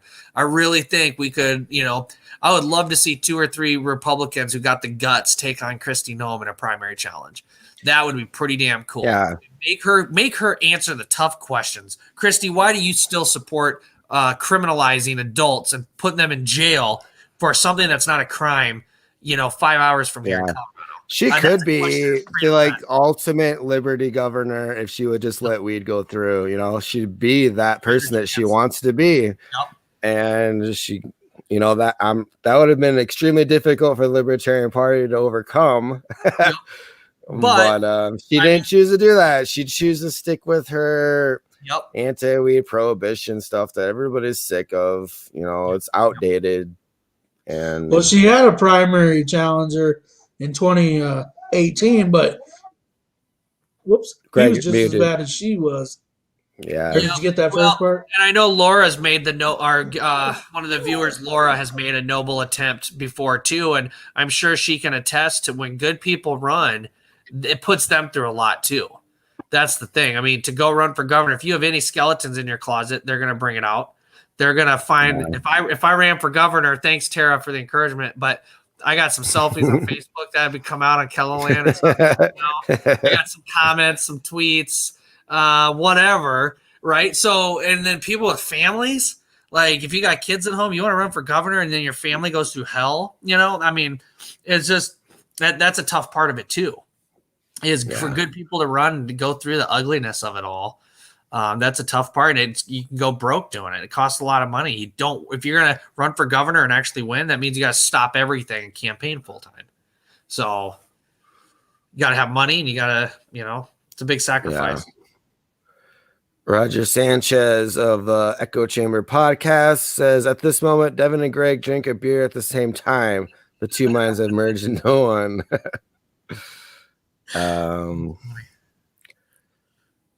Let's see. Tara says she's going down. We don't need elitist prohibitionists running the state. Yeah, I agree. And then Tara also says, Emmett, run against Noam in the primary. That would be exciting. Yeah. Yeah, I was thinking, if anything, Tara, I'd go for state legislature just so I'd have a shot at possibly winning. Like I said, a lot of districts are going to have some open opportunities next year. Certain members are term limited.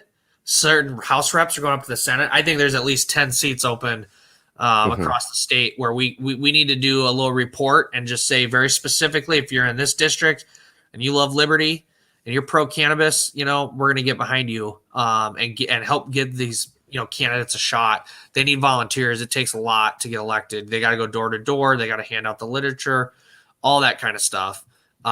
Just getting 10 more legislators can make all the difference in Pierre. Like, that's a big enough number that we could form an alliance where they need our votes to get things done. So they got to listen to us. A liberty caucus in Pierre is what I'm dreaming of right now. Like, in 2 to 4 years, open to anybody, but as long as they support the principles up there, that's what I would push for. And right now, guys, I want to give a shout out to a couple reps. Tom Pischke of Del Rapids, Drew Dennert of Aberdeen. Those two right there are definitely some of the more, I'd say, liberty oriented. And Aaron Elward of Harrisburg outside of Sioux Falls. Those three really stick out to me. And then there's that's my district. I'm proud of Aaron. Aaron's done a hell of a good job. First year legislator, and he stands his ground. He's not trying to earn, political points with, climbing up the ladder. He's up there for the right reasons. 110%. Same thing with Drew. Is another one I really like from Brown County. Drew Dennert is, maybe you could find one bill where you could say he's not with the Libertarians. I'm sure, whatever. He is a Republican. That's who he is, conservative Republican. But he is 9 out of 10 times pro-liberty, if not 10 out of 10 times. I really think he's up there too. Him and Aaron are some of the best. Tom Pischke is also a good fighter, and he'll get loud and bold and speak up. I'll even say one Democrat, just to give a shout out to show that I'm not, totally biased. Linda Duba, I was kind of scared of at first because she was the one who would wear the mask and the shield, and she was super paranoid about COVID. So I was like, I'm probably not going to agree with this lady on anything. Okay, but actually, guys, I saw her in the Appropriations Committee. She's the only Democrat on this committee. And it's the Republican budget asking for more money for the Republicans. She's going through line for line, highlighting every mistake they make, going through grilling them on hard questions on why do you need that $5,000 for that program? What's that? And she would just, and I said, I was just thinking, Linda, just to have you here doing what you do, I'd vote for you for that. Like, I don't need to agree with you on all these other issues because they don't matter. What you're doing for your job here in Pierre, I think she's actually doing a hell of a good job on fighting the Republicans with their bullshit. So that's where I just support a good fighter who's fighting for better government. At this point, I don't care what party they are. That's me, guys. I know it's a libertarian show, so I should probably endorse the libertarians. You did run for as a libertarian for Secretary of State in 2014. What was the party like back in 2014? That was before my time, so I don't even really know. Well, and I moved away, so that was the tough part. But that was a good time, actually.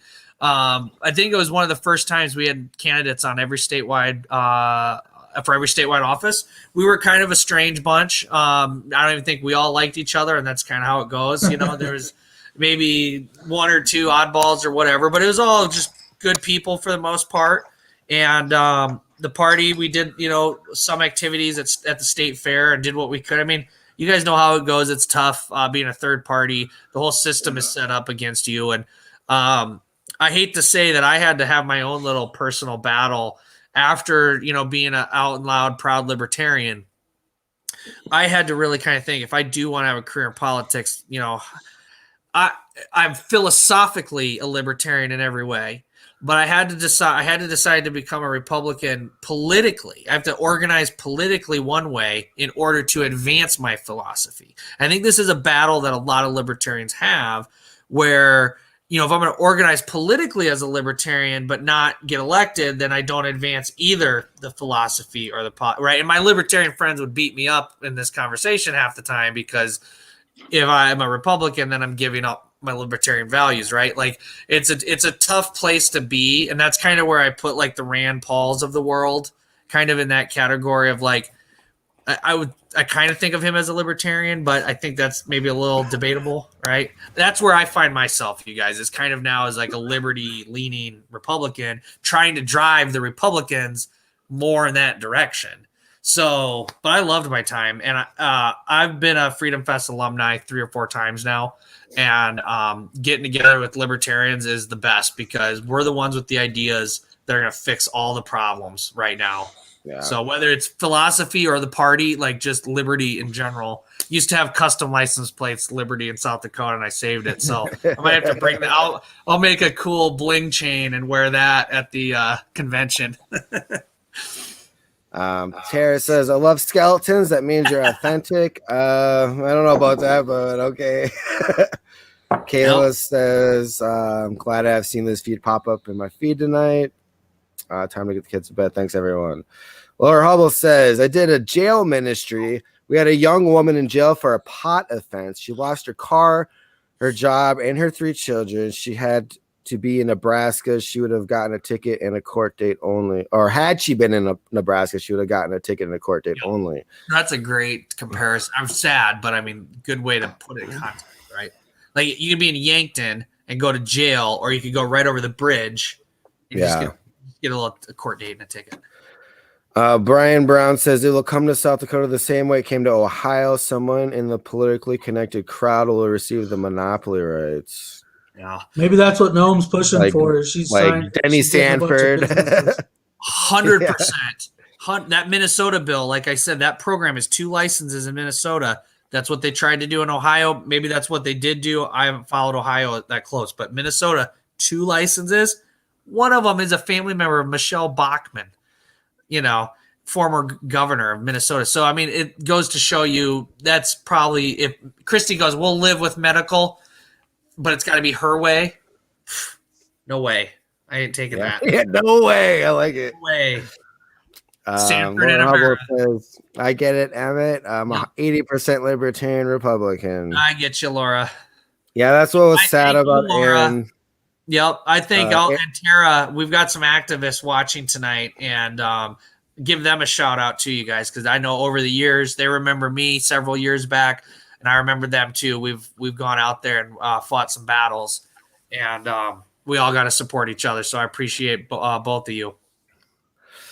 Hell yeah! Well, that's all the questions I've got. Do you have any questions, Greg, or?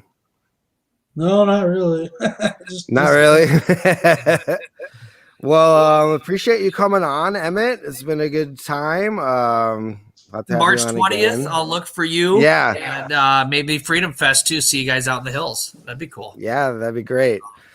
And I'll send you my report card that I talked about. That's the thing I'd like to get in your hands, so you know what legislators are good and which ones are bad. And then libertarians across the state should get involved in their local races. Yeah.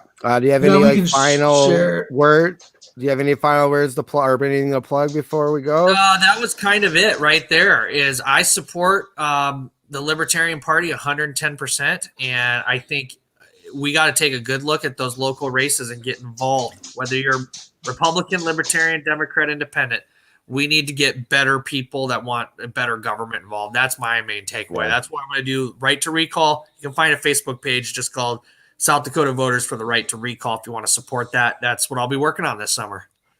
Hell yeah, man. Oh, thanks for coming on, dude. I appreciate you guys so much. This was fun. Really enjoyed my time. See ya. All right. Now what, Greg? What should we pivot to now after that conversation? Man, I don't know. I'm kind of worried about medical now that I know that Christie's trying to get half of the panel or half of her people on that committee. Yeah, what was I gonna say? Oh, so I just read an article today that I'm hoping that the Amendment A lawsuit gets overturned in the Supreme Court. I know that would. Yeah, I have no faith that the legislature is going to uphold the will of the people. Like, it's pretty obvious that they're just trying to delay and stall, and they're going to rewrite the bill, and it's not going to look anything like what we voted for. But the article I read today said they had until March 10th for the what do you want to call it, for the South Dakotans for Better Marijuana Laws to argue in favor of Amendment A. And then the way the article was worded, it was really stupid, but it said that Nome gets 2 weeks to provide her statement to the Supreme Court. And it's like, well, what do you mean Nome? You mean, like, because what does she have to do with it at all? I think maybe she meant because I think maybe they meant that because she was behind the lawsuit in general.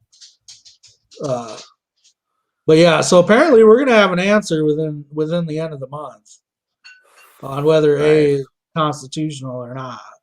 Oh, really? Tara, if you're listening to this, click that link so you can get on. We got Tara Bachelor Volsky coming on. She's running for mayor of Mitchell.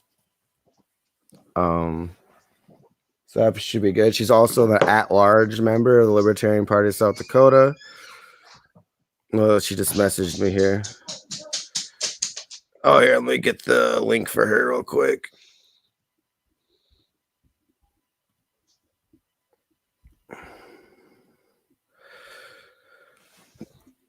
Look the link to there's not technology advanced, I would say. So it'll just be a few moments here. We'll get her on. She ran for mayor of Mitchell, I think a few years ago. I guess she got into some heat because she tried to use a private company to clean the Lake Mitchell, and the people are accusing her of dumping stuff into the lake. I don't know. Maybe we'll talk about that when she gets on. But yeah, I suppose I'll just go through some headlines here while we're waiting. Well, she wanted to talk about Freedom Fest or whatever, but one thing I pulled up today was Nome and her family businesses that received $600,000 in state COVID grants. Corporate welfare, if you're wondering. But it was a program that she had a hand in developing with all that federal COVID money. They came up with a state program to give small businesses grants during the crisis. And her family received $600,000. $500,000 went to a ranch belonging to Nome's family, and $100,000 went to a business operated by her brothers. But as far as like the whole $500,000 she received for the ranch, I mean, I think that's just ridiculous. Business operated by her brothers. All right, Tara, shut off the video. I got it. Thank you, Devin. Shut off the video that you have playing low of the podcast. Oh, wait. How do I? Okay, just a second here. Just click out of it. All right, Tara. Okay. There you go. How you guys doing? I'll tell you what, this is a phenomenal show you've had on tonight. And Emmett Reistroffer will be a great guy for our party.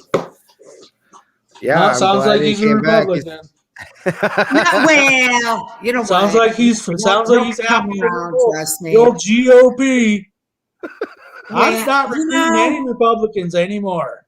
Like, it's fine. It's fine that you want to identify as that, but I'm not kissing your ass and recruiting you. Okay, I hear you. Hey, I'm a libertarian.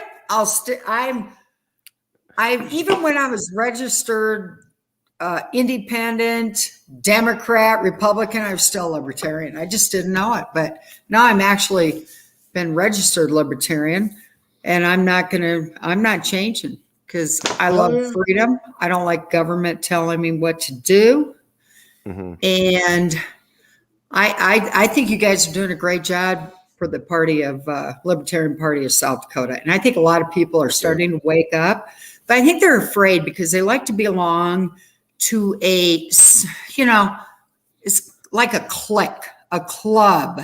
And the Republican Party makes you feel it's almost somewhat cultish in South Dakota because if you don't belong, then they can do naughty things to you. They can, there can be retribution. Look what they did to Laura Hubbell.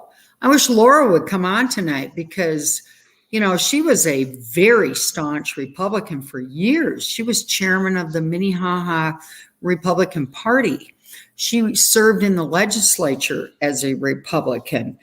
And because she went against the cabal or the governor, we have such a dictatorial governorship in South Dakota that if you're not obedient and you think for yourself, there's going to be a penalty, and they will primary you, and that's what they did to Laura. They not only they donut hold her, they what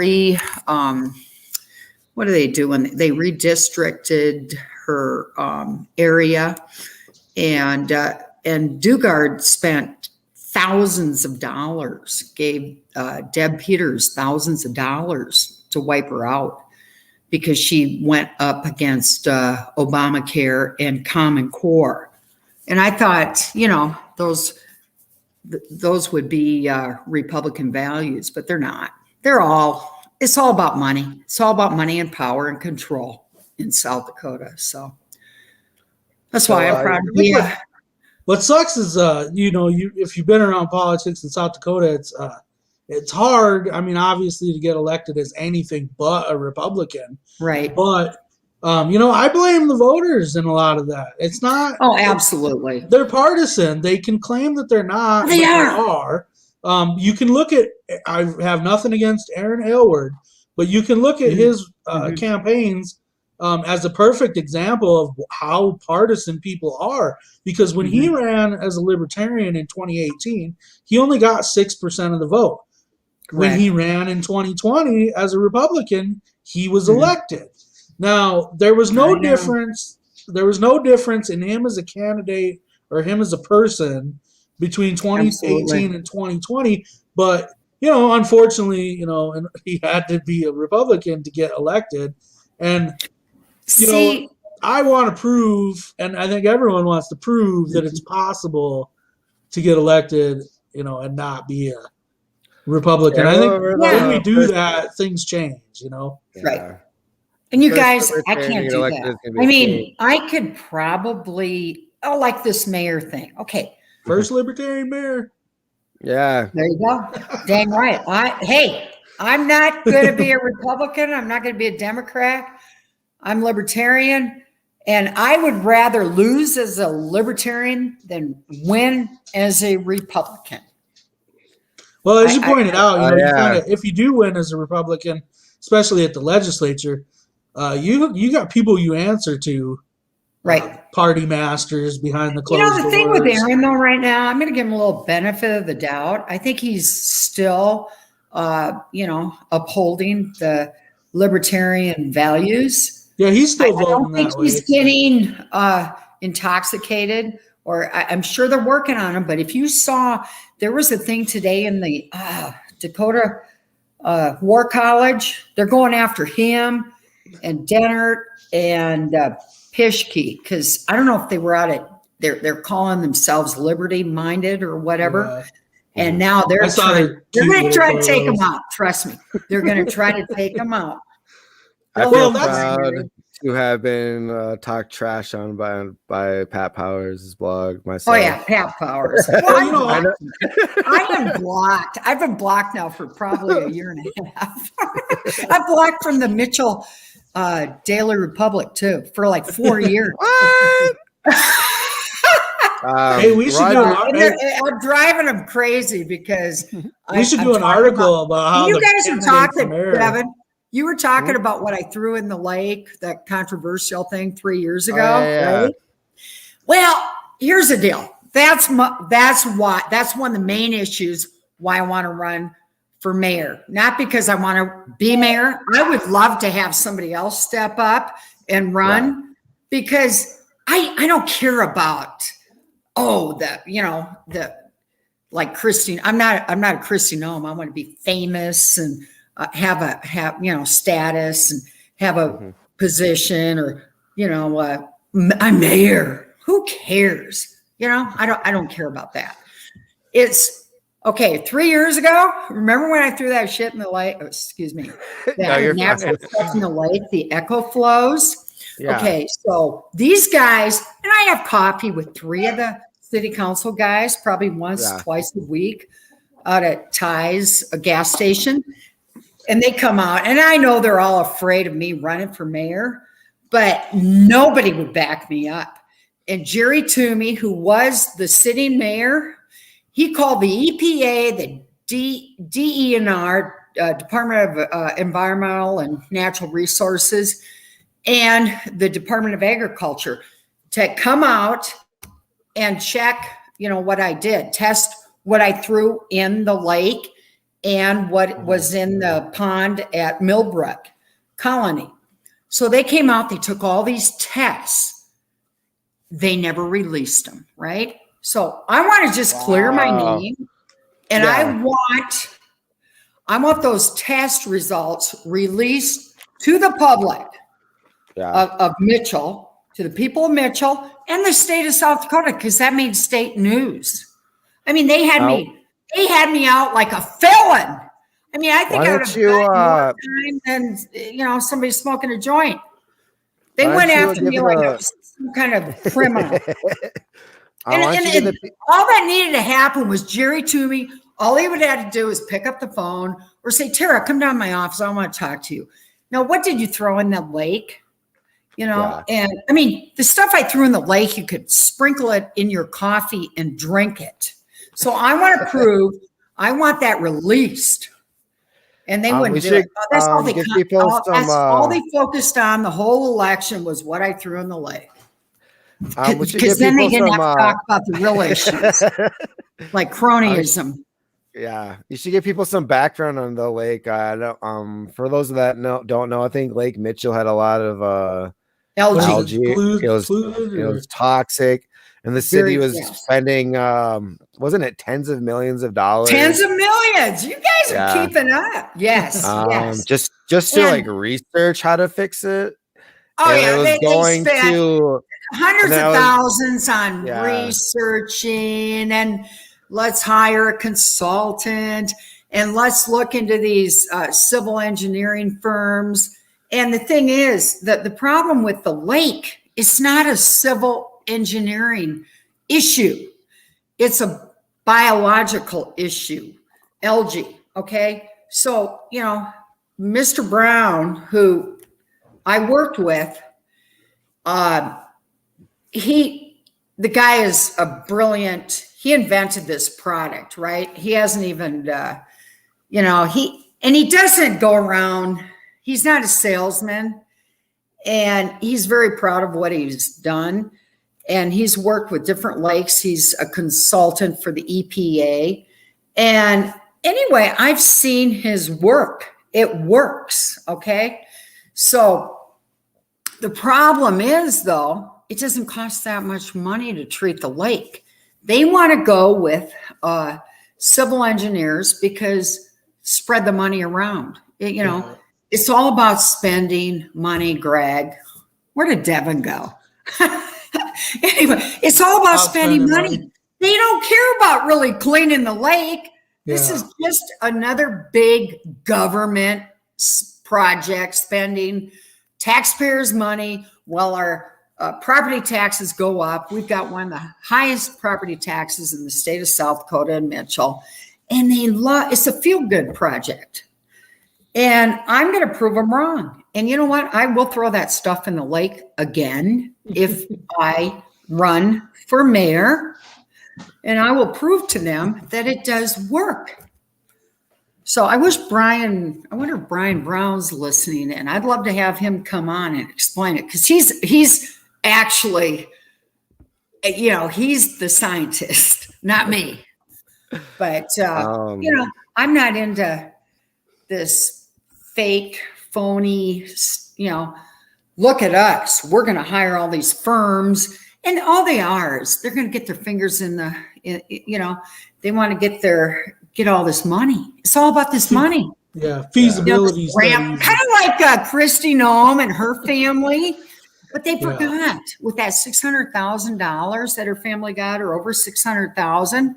They forgot that her husband, Brian, in Hazel, South Dakota, who he works for the federal government selling federal crop insurance, got $58,000. Now, wow, was there a major COVID breakout on the Nome Ranch and Hazel population, what, 46? You know what I mean? It's so hypocritical. It's unbelievable. Yeah, that was the problem with, just overall with government spending in general and all these COVID plans. They're it's the exact same thing that you were saying. It's just they're spreading the money out among all their cronies. And it's like the Nome Ranch got $500,000. Now, what on earth was impacted by COVID? From $100,000 to $500,000. And then she hired, I think, a company out of state to run it, paid them $5-6 million.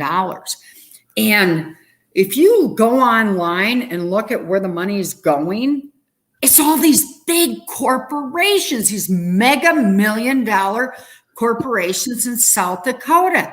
Because it's kind of like, okay, my stockbroker, I have a stockbroker, and I was talking to, I didn't get to talk to him the other day, but she said, his banker said, hey, I can get you a ton of money right through the bank. I think they work through banks too, the applications. And he said, no, give it to people that need it. And you know what, Greg, I could have qualified for tens of thousands of dollars. Maybe I should have then give all the money to the Libertarian Party, huh? Yeah, I was just thinking maybe that.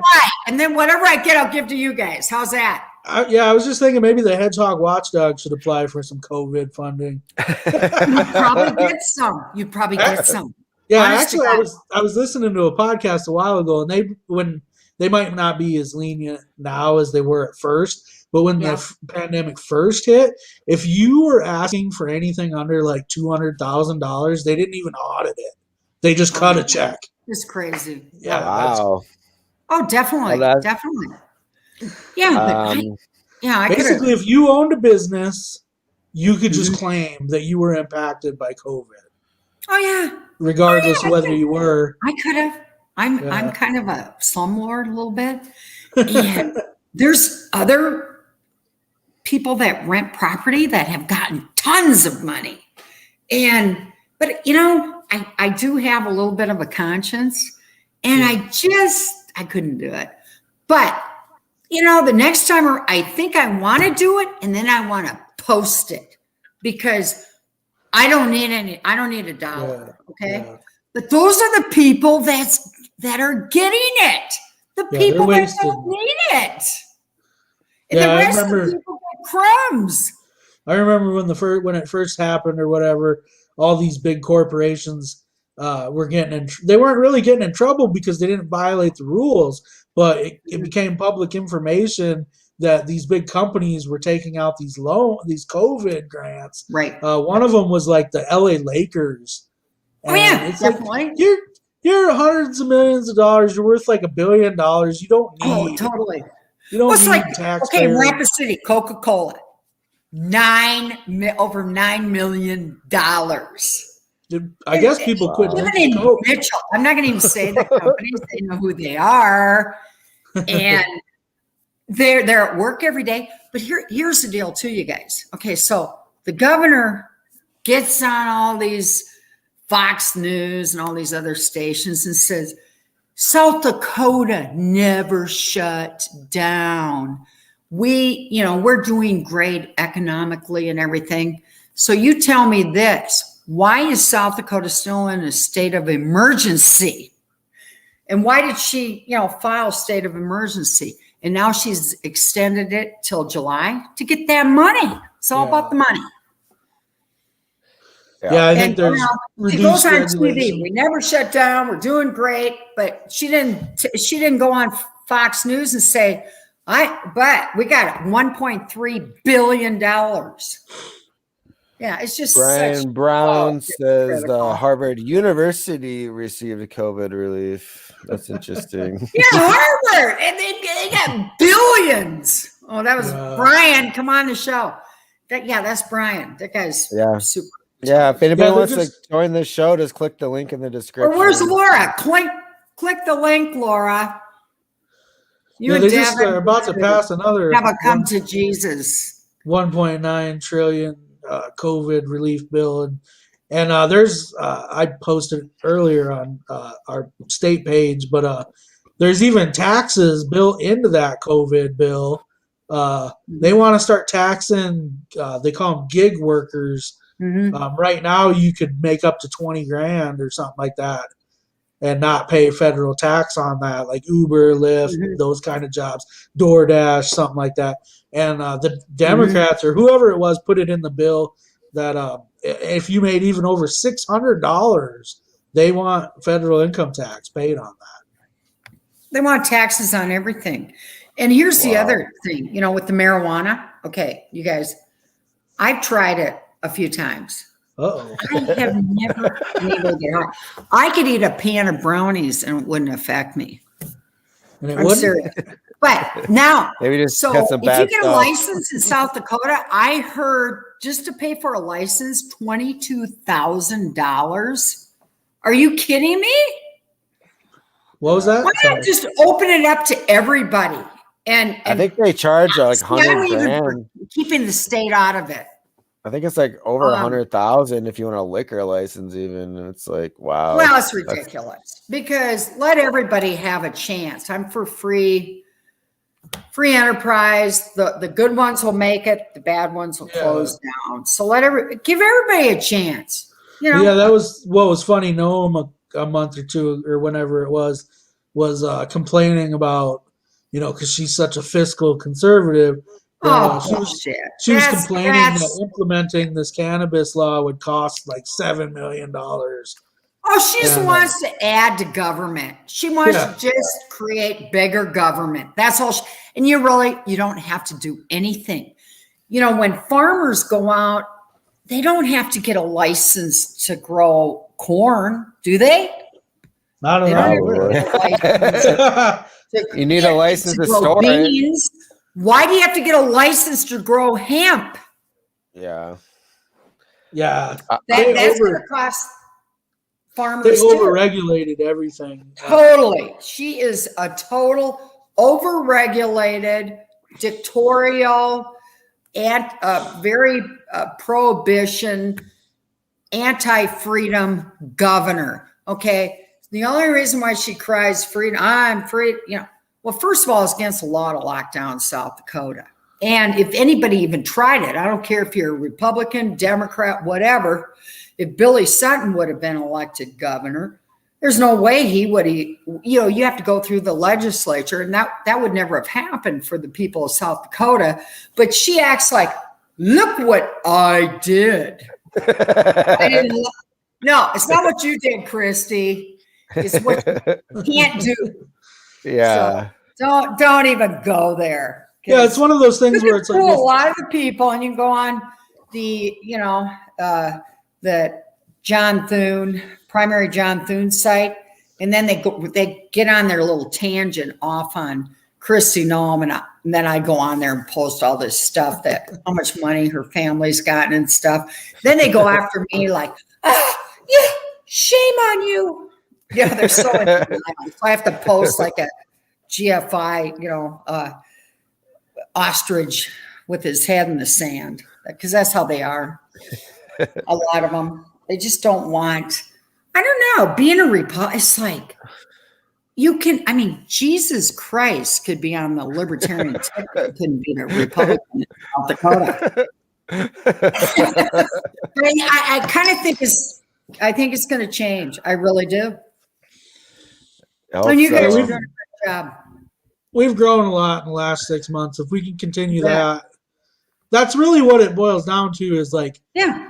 And that's part of the reason I get so upset when everyone's like, well, you could just be whatever you want to be. And it's like, dude, what we need to do as a party is build our base.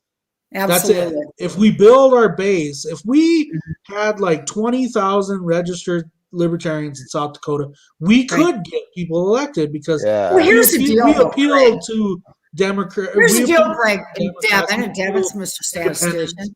How many independents are there in South Dakota? There, if you 120,000 registrations together, we're not that far behind from the Democrat Party, are we? Yeah. The independents, libertarians, Democrats. Yeah, the independents and the Democrats have equal registration totals, just about. So, exactly. I'm hoping that. But I think a lot of these registered independents. A lot of them really are libertarians. Yeah. Because that's why they don't want to be Democrat. They don't want to be Republican. They want to be, freedom. Independent, libertarian. I know. And Laura, well, she is a libertarian. She just has a problem with pot. Yeah. But see, when you say that, though, it's like you have a problem with freedom. It's like, she's gonna get mad at me now. Huh? I don't smoke marijuana, but I've been to court, so I've seen these poor people go to jail over smoking Are you kidding me? Yeah. I mean, that's terrible. That is terrible. Innocent I don't people, see weed as any different violent than coffee. offenders in jail for smoking some marijuana. I want to grow marijuana. I want to use it for salads. Lettuce is great in nutrients and different kinds of enzymes and whatever else. I mean, it's a natural plant. But to throw people in jail over that, in fact, I'll tell you what, guys, if I run for mayor, I would I'll get in trouble, but I don't care. I would decriminalize marijuana. I'd tell my cops, you don't arrest anybody. Nice. I like it. Mitchell, South Dakota. That's actually the most popular opinion now in South Dakota. It's over 50% in every legislative district is for decriminalizing marijuana. Right. So, that we save a ton of money. People would be able to keep their jobs. They wouldn't lose their families. I mean, their whole housing. To be honest with you, guys, I have some people that work for me. No, this is live and this isn't a private. I don't care. I know. Just between us guys. In trouble. I don't care. I love hiring felons. They're the best workers. And people that, have been busted for marijuana or whatever else. But they need, a second chance to work. But and not be labeled, not have this label like you're, you're a pothead or a druggie or whatever. I could care less what you do on your free time or in the evenings or in the privacy of your own home. Yeah, I always hated that, like South Dakota, because of the laws, the way they are, and a lot of companies, they want to do drug tests and stuff. But it's like, what you do on your own free time is your Absolutely. business. And if you're not coming to work business, and if you're showing up every day and you're doing a good job, then who gives a shit what you're doing? Exactly. Yes. I mean, there's a lot of functioning alcoholics. Hey, don't tread on me. Go to work every day, you know. But no, you guys, whatever. But where's Laura? She chickened out. Laura. Yeah, I don't know. She probably doesn't. We got some comments here. We go through. You know what? Comments. Here's the deal with Laura. I'm just gonna bring this. She'll probably get mad at me, but whatever. That's okay. I think she's looking at running probably as an independent. Okay. For governor, or what's she running as? Yes. She despises Chrissy Nome. Yeah, I think a lot of people in her state do. I think it might be over 50% of the voters. Oh, well over. I know she's a national icon now, but South Dakota is fed up with her. But they don't, because honest staters, they go by these interviews, these 10-minute interviews, and she does the same thing. If they really did their fact checking and researching her, they would change their mind, but they don't. People don't spend the time, and they just go by sound bites. Yeah. Roger Sanchez says, Devin Saxon, who will run in South Dakota as governor to replace Nome? Well, you have Laura Hubbell's running as an independent, but we have 4 libertarian candidates who I know are planning on running. 2 have declared. Okay, so tell me, Devin, who are the 4 libertarian candidates? Well, I'll tell you 2 because 2 of them declared, 2 are waiting to declare. Okay. The 2 that have declared is Austin Eastman. He was actually on our show last Sunday. I saw him last week, yes. And then we have a Renee Meyer who's also running. I believe she came from the Constitution Party. Yeah. She was in the, she's come over from the Constitution Party. And she's running as a libertarian now. I don't know. I don't have much information on her. Maybe we'll have to have her on the show. What about CJ? I don't think CJ has plans to do it. I think the last time he ran, it took a lot out of him. I don't think he's up for the spot. I don't know what you would call it. It's a lot of pressure running for governor, but I mean, I don't see him saying no if he was asked by enough people. Okay, so what do you guys think about what would you guys think about Emmett running on the libertarian? Oh, Emmett seems cool as hell, honestly. And if he ran as a libertarian, he'd have my support because he's very knowledgeable. And he is. He seems like he's good leadership skills. And he did run as a libertarian in 2014 as for Secretary of State, which is pretty awesome. So he's one of the old school guys. And then he was on, Mike Myers' campaign when I was Mike's campaign manager. We were big into the hemp, and the Democrat Party and the Republican Party went after us like crazy. Mike Myers, he was the CEO of Mayo St. Mary's Clinic, and he was a law professor. And, they just totally ignored both parties. Wanted nothing to do with Professor Myers. You remember Mike? And Emmett was very involved in it. And Laura was his running mate. I mean, they kind of, they had, socially different beliefs, but Mike was a really good, he was probably one of the most ethical guys I've ever met, honest, ethical, and he wanted to push up against the Republican regime, and he wasn't afraid of corrupt politicians. Yeah, he's a pretty cool dude. Yeah. I remember him saying that he actually was like a professor for a lot of the lawyers in South Dakota right now. Oh, yeah. Marty Jackley. Yeah. And he's upset with a lot of them and how they're being corrupt. He'd make him get down and do push-ups before class. He was very, very out there. He was different, but he was super smart and a great guy and a lot of fun. But got some more comments here. Brian Brown says South Dakota has the same problem every single party state has. Political corruption from city council to governor. A good first state would be to remove or reduce that several months prior to election requirement for pre-registration. It only serves to protect the incumbency. South Dakota needs to break the one-party state. We have a lot of states have a two-party state. South Dakota is like 90% Republican monopoly in the government, but where it's only 60% Republican on the voter registration totals. So I think a big problem with that is the gerrymandering that happened 10 years ago. And we just had that's what happened with Laura. Yeah. Gerrymandering.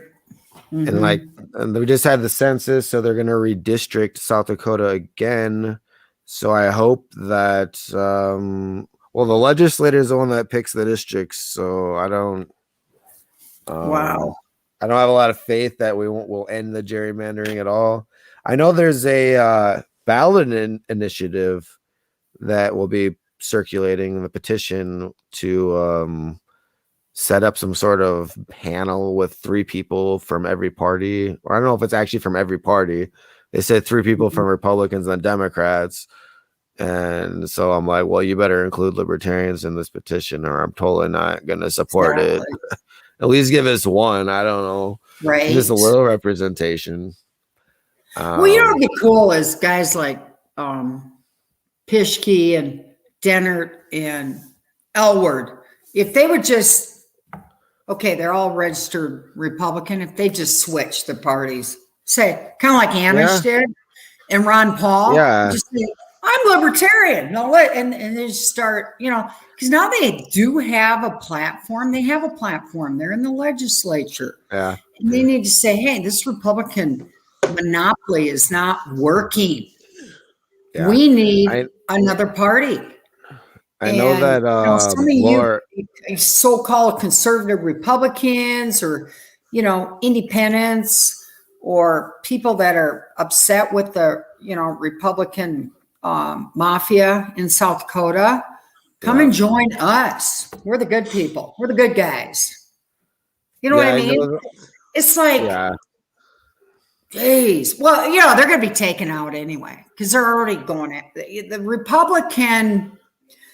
The GOP of South Dakota is already going after them. And they're going to do whatever they can to take them out, like they did Laura Hubble, like they do. They did Stace Nelson too.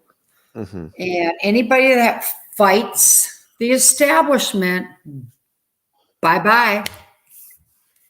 You're going out. I know that Laura Ebke, she's a current LNC at-large member. She was a Republican. I think she switched to Libertarian while she was in office. Is that right, Greg? Where was this from? What state, Devin? Nebraska. So they're not even that far from us. Cool. All right. And then she came up for re-election and she lost by, I don't know. I think she got a lot, but she still lost by just barely. Again, just proving how partisan voters are, that you had a state senator, you liked the job she was doing, but yet the minute she changed that letter next to her name, all of a sudden now you don't want to vote for her. It's And then we wonder why South Dakota. We wonder why South Dakota is one of the most corrupt states in the union. Because people, they don't know how to think for themselves. They look at that R and they're like, oh, R, conservative, or R, pro-life. Oh, that's what I'm voting.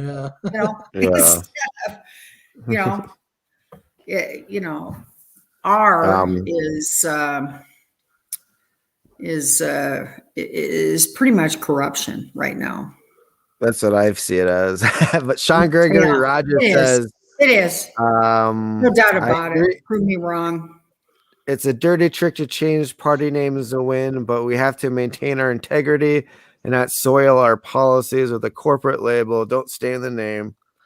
Yeah, I just I hate the one party system. We need more than one party. So I'm gonna do everything I can to build We're the a third one party. There's no doubt about it. But when things don't go right in South Dakota, they go, "Oh, those liberals, those liberals. We don't have, or those Democrats. Democrats. Yeah. That's why I'm harder on Republicans in this state than I am Democrats, because Democrats barely exist. Exactly. So if you have a problem with state government, it's Republicans. They're the superpower in the House and the Senate. They got the judicial, they got the executive, they got everything. So it's like, what do you mean Democrats? Maybe we need something other than Republicans. Yeah. Maybe Democrats should come and join up with libertarians. Because I look at libertarian not only as the Freedom Party, but the Reform Party and Anti-Corrupt Party and Limited Government Party and, Anti-Prohibition Party. Yeah, I feel like there's a lot in the Libertarian Party for Democrats, and I think they might even have more success if they came over to our side. Oh, I really do believe so too. And the independents and some of the Republicans that are still trying to change their party. Good luck with that. They need to go read that book by Melody Beattie, Codependent No More. They need to detach. But I don't see Bill that. Barger says maybe a pan of brownies and you change your mind on them not working. I think he's talking about your experimentation with marijuana. Roger Sanchez says from the Echo Chamber podcast, in all seriousness, you guys should be thankful for Nome's lack of lockdowns. Here in New England, it's been insane, and I would love the ability to get a pizza, pepperoni pizza with my family, or just go to a movie. Roger, you're from New England, probably Boston, maybe, or one of these cities that are bigger, probably 10 times bigger than the whole state of South Dakota. There was no reason ever for South Dakota to be a lockdown state because we don't have any people. You can't get near somebody if you try. Another thing is, she wouldn't have been able to lock us down. We're not that type of population. We're pretty rebellious. Yeah, and we're pretty anti-government already. She would have had to go through the legislature. She already knew that. It didn't matter who the governor is. So don't give her credit for saying, I didn't lock you down. Well, it's unconstitutional. It would never have happened because you'd have had to go through the legislature and you'd all been out on your ear if you even tried it. There was no need to. We don't have any people here. We're big, wide open spaces.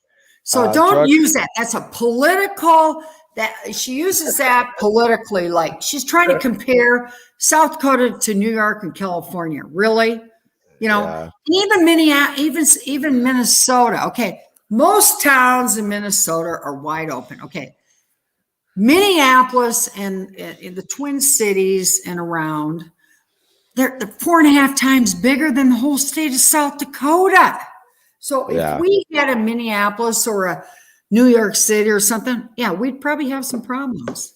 But because when you have a lot of people, that brings some problems.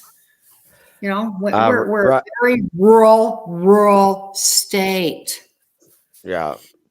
A very small town state here in South Dakota. It's very hard to control us. Roger Sanchez says drug criminalization is a type of mind control. Yeah, I agree. Yeah, that's in South Dakota, Roger. Brian Brown says if it's good enough to write a constitution on it, it should be good enough for other uses. I don't get that, Brian. I don't. That might have been way earlier in the conversation. Mm-hmm. Roger Sanchez says, Tara, run for governor. Roger, wait a minute. Are you from, where is he from? Where's he from? He said he's from New England. I'm not exactly sure. We're in New England. I've been to Boston and Dedham, Massachusetts. I've had a frap. I've been to all those. God, I went on a tour out there to where the Kennedy compound and Plymouth Rock. Yeah. And Emmett he needs to come to South Dakota. Emmett says, God bless you, Tara. And Emmett, I'm going to push you to run for governor. Well, hey, wouldn't Emmett be great on a libertarian ticket? Oh, yeah. Let's get Emmett on there. Emmett says, exactly, generally, whatever state I'm in, I usually find myself on the side of the minority party. Whoever isn't in power will be closer to the people. Power corrupts. Exactly. But Emmett can relate to the people of South Dakota because, just what you guys were talking about tonight in the first hour before I came on, everybody would be foolish not to agree with what you guys were talking about, recalling people and basically, having ethical government and firing people if they're not upholding Constitution or, abuse of power. Yeah, I'm surprised that we can't recall our leaders already. I didn't even realize we weren't able to. So I'm totally in favor of this petition that's going to be coming around. Absolutely. Roger Sanchez says, I'm from Maine where we don't have town names. We have territories. And you are welcome to come here, Tara. I will give you a brownie that will send you to Jupiter. Recreational weed is legal here. Nice. All right, Maine. Emmett says, thank you, Tara. You're welcome, Emmett. Yeah, he's good. Where's your accent at? You say you're from Maine. How did he get on this show? I want to know how someone from Maine got on the Hedgehog Watchdog. We're on the Free Speech Media Network. Yeah. Oh, really? Okay, cool. So if you ever want to listen to libertarian podcasts, we have a Facebook page now, but every night of the week there's a new libertarian podcast from all over the country. They got guys in Maine and wherever else. Mm-hmm. Yeah. Emmett says no one should. Guys, business as usual. Okay. So what do you guys think of that Amish and Tulsi Gabbard? Justin Amish. He's good. That'd be a power ticket right there if they both ran as libertarian. Oh, yeah. I love Tulsi Gabbard. You know why? Because she was pretty much kicked out of the Democrat Party. And Amish was kind of the same thing with the Republican Party. But Gabbard was just anti-war. Like I don't get why. Absolutely. So bad. And boy, she filleted Kamala Harris in the debates. Yeah. She was good, but they just kind of if she doesn't kiss the ring, you're out. It's either not just the Republican Party, but also Noam shouldn't get a trophy for not doing the wrong thing. Simply presume business as usual. All of a sudden, superstar. I know it's so stupid. Yeah. It's the most ridiculous thing. Well, and that's what she's camming. Hey, never let a crisis go to waste. And she's taking advantage of it for her own personal, moving up the ladder. Look what I did for South Dakota. I definitely see her trying to go for You're not supposed to stay out of our lives. It's what you did. What you did was you prohibited. You're suing the taxpayers with their own money, with the legalization of marijuana. Yeah, that's absolute bullshit. And you know what the thing is? What's so funny is marijuana got more votes than she did. Yeah, by a lot. Yeah, almost double. Roger Sanchez says, I got on the show with Greg Baldwin's sex appeal. There you go. I draw a crowd. Laura Hubble is commenting. Laura Hubble says, here it is again. The department has determined that a person is confirmed to be infected with any disease or condition which is the subject of a declared public health emergency. And if that person presents a health threat to others, the department may commence an action in circuit court. Laura is just, she's a legal eagle. Daryl Root says, our treasurer of the Libertarian Party of South Dakota. He's also the host of the Dakota Hustler show. Maybe she's a big spender, but she is pretty ethical. She is. Yeah, but it is a big spender, but not a libertarian, says Daryl.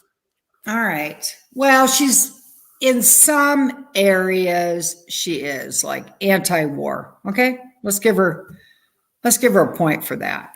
Bill Barger says, when basically every other governor was caving under pressure and she didn't, I do think she deserves some credit on that. Here's the thing, Bill. Right. Kristi Noem had no pressure. You must be another out-of-stater. Bill, where are you from? Like, we gave Kristi Noem, the only pressure Kristi Noem had was to not lock us down because we were not going to put up with it.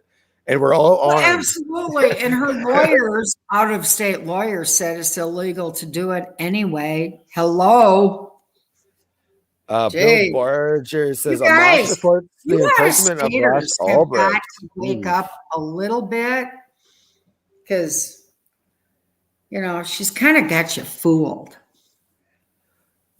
She's got you Roger fooled. says, yeah, but Bill, I see what they're saying. Noem couldn't really get away with it anyways. It's a red state that wouldn't reelect her. Absolutely. It was a good move for Governor Mills in Maine. Well, here's the deal. What was his name? Sanchez, Mr. Sanchez from Maine. Yeah. Okay. Do you know that South Dakota is about 60% Republican at least? It's dominated by, it's been a one-party control for 40 years. Kristi Noem almost got beat by a Democrat. So it was like 3.5, 4. And if you go by registration. And Donald Trump came, and then like 2 days before the election, Pence had to show up because it was that close. So she outspent him probably 4 or 5 to 1. And she lied like crazy, trying to put him in with Nancy Pelosi and whatever, Hillary Clinton. And you know what? His voting record is more conservative than hers was when she was in the legislature. So there you go. But that's how they do it. Laura Hubble says, I'm Republican. Laura Hubble says, what I quoted was a bill brought by Noem to jail anyone who doesn't obey the health department edict. If they want to force a vaccine, this bill that passed, they may. I'm totally against mandatory vaccinations.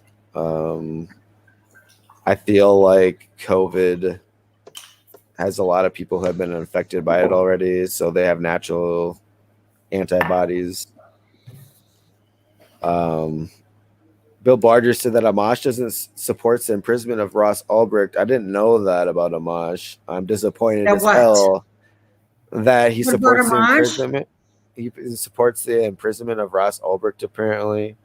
I've never heard that. I hope it's wrong. If he does, I disagree with him 110%.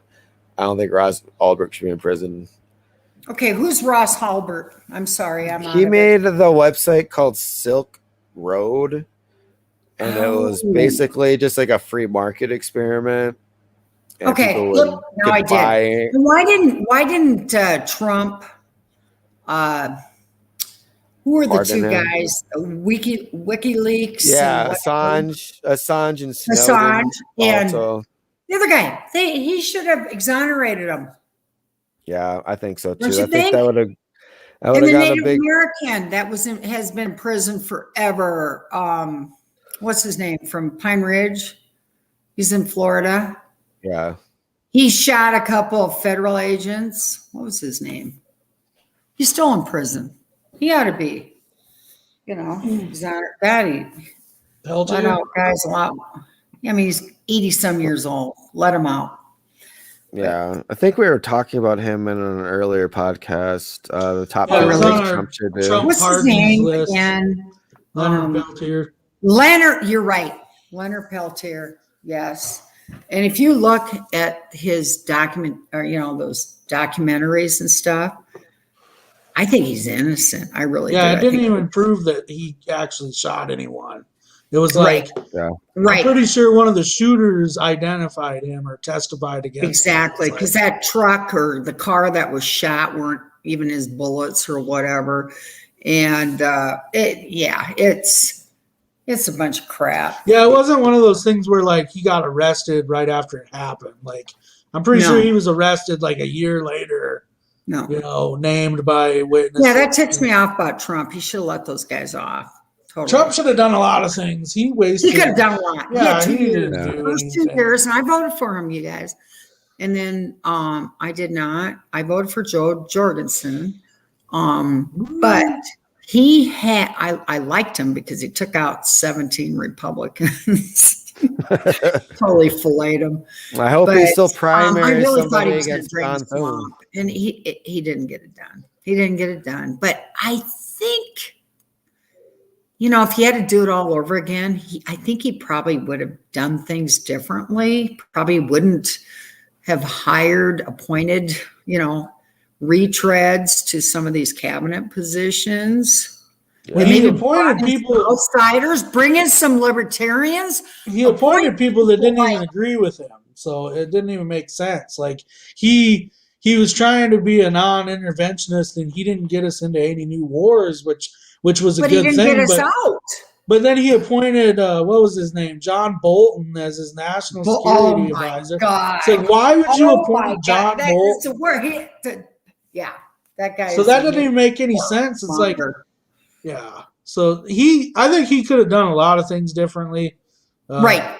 But I think it was typical of Trump. Trump doesn't know shit. I mean, he was not a politician. Like, to think but that's what people liked about him. And I'm telling you guys, in the Rust Belt space, that's why he got elected. He did get a lot of Democrat votes to get him elected. Because you look at you go look at his rallies. If you go back and look at his rallies, they weren't freaking Wall Street people there. They're redneck, blue collar, working class. But yet he likes to be like, but then again, it's like, why are you running with people like Kristi Noem, and you've got that Lindsey Graham and Ted Cruz, and these people that are, all they're doing is using your voter base and making money off you. Kristi Noem's bouncing around to all these states, to these, big Trump states, raising money off his name. In fact, when he got beat, she had a website that said, hey, send money if you believe the election was rigged. Send money to support President Trump. And guess what? It went to her. So he did a cease and desist for anybody that raises money off his name. Well, maybe he ought to check out Kristi Noem. Well, remember the one guy that was on the ship for veterans, errands? It was Annette Bosworth's lawyer. He made like $280,000 off that fundraiser, off that ship. It was on Rachel Maddow, and Anderson Cooper had a deal. Joel Aarons, if you look it up, you guys. And I remember Trump had him come up on the ship, and he did a big deal, and he got all that money, and it all went to him. That's what they do. They have all these like nonprofits and PACs, and it's all about enriching themselves. It's all about enriching their families and their own personal themselves. I wonder if Trump's gonna still primary somebody against John Thune. I think that'd be interesting. Yeah. Okay. Here's the deal. Okay. He is already doing it in Alaska. Who's the gal in Alaska that's running? He said he's going up there to campaign against her. The senator. All right. I can't remember. Why isn't he out there? Why hasn't he come out publicly and said, I am, because he did in the beginning. He's going against Thune. He will never win another election. So we have good candidates in South Dakota.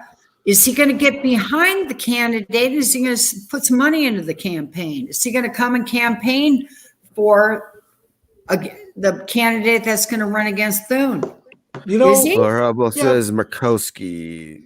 A lot of times these people act like they're trying to get rid of this established GOP guy.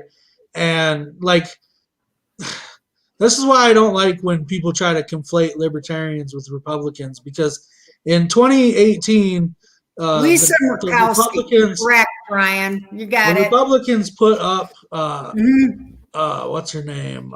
Elizabeth Marty May to run against Dusty Johnson. Right. How'd that work out? So terrible.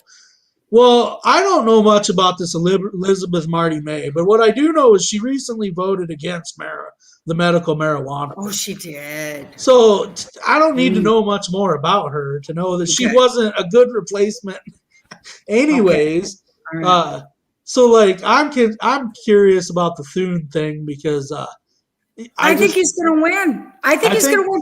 There's four. Okay, I think I put your guys' names in there to go to the Facebook page didn't I? Devin, Greg, because I think I put your names in there. Primary John Thune to go there. You don't have to. Like a group. I'm there all the time, but I just wanted you to check it out because there's like 4.2 thousand people that are, but how many people are in South Dakota? Here's the deal. Yeah. Okay, so you got a lot of pissed off people because Thune didn't support Trump. And, he's just an old dinosaur now. He's just a McConnell, the turtle's little shell he crawls into. But it doesn't matter unless he's got the GOP, the South Dakota, including Kristi Noem, who's part of the GOP, South Dakota GOP, behind him. She's supporting him 100% because she's totally beholden to him because he was there for her, and they all stick together. And even though she's, Trump, now she's doing it to get money. She's probably made $2 million off Trump's name because she knows that South Dakota has a big Trump base, and they'll give money. All she has to do is say, "Oh, I love Trump." Okay, where do I write my check, Kristi? They're not. It's like, figure it out. She didn't even support Trump. She was pushing Marco Rubio. She didn't support Trump. Are you kidding me? Yeah, I remember that too. They don't do their research. They don't do their research. But he came to South Dakota, and she raised $500,000 off him, and he pushed her over the finish line. And so did Pence. Him and Pence. Brian Brown says, "What Tara did with EcoFlow on controls back what the city of Mitchell tried to do a year later on the sly on a publicity." Oh yeah. Okay, Brian. Yes. Oh, I might have to run. Yeah, these guys are really sneaky, the city council and the mayor. And I do have a lot of dirt on them, but I'm probably going to run because I'm going to prove that I can clean that lake with these echo flows. But you know what? It's too cheap.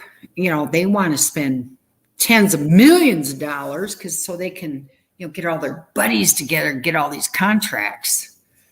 Instead of, I'm for saving taxpayers' dollars and, not having to increase property taxes and fees and garbage. I'm going to lower rates, not increase rates and make excuses. Because certain projects, they're like, oh, we don't have any money for this. We don't have any money for that. But they always have money for their own little pet projects. That's the way it usually works.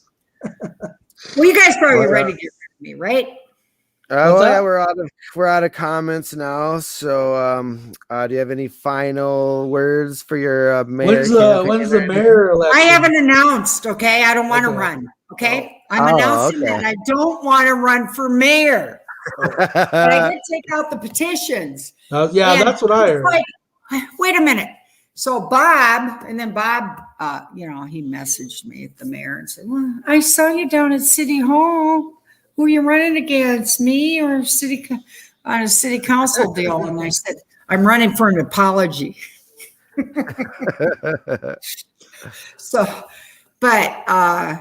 see what happens. But I'm not afraid of them. How'd you do last time?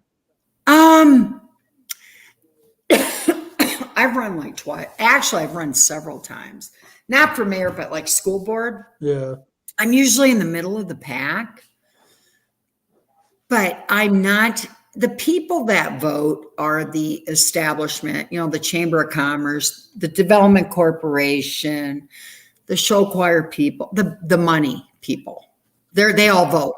And school board, when I ran for school board against the $15.5 million White Elephant, the performing arts center for high school kids that is empty 99% of the time.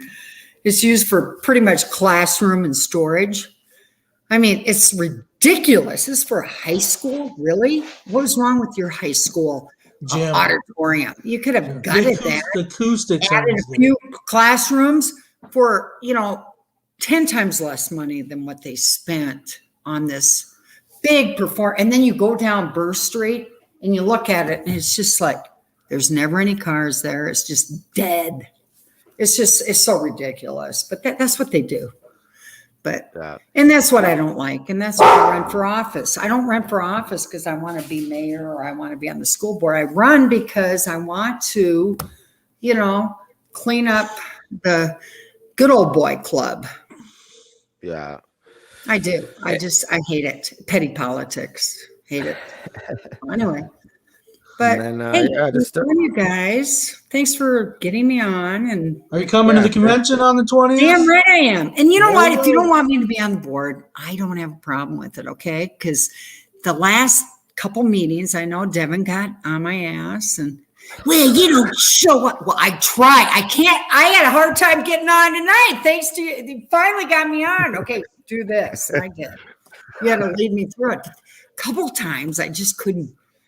I couldn't do it. I'm like, what? How do you do Streamline, Zoom, or whatever? But whatever. But yeah, I'll come. And hey, if somebody wants to take my spot, I have no problem.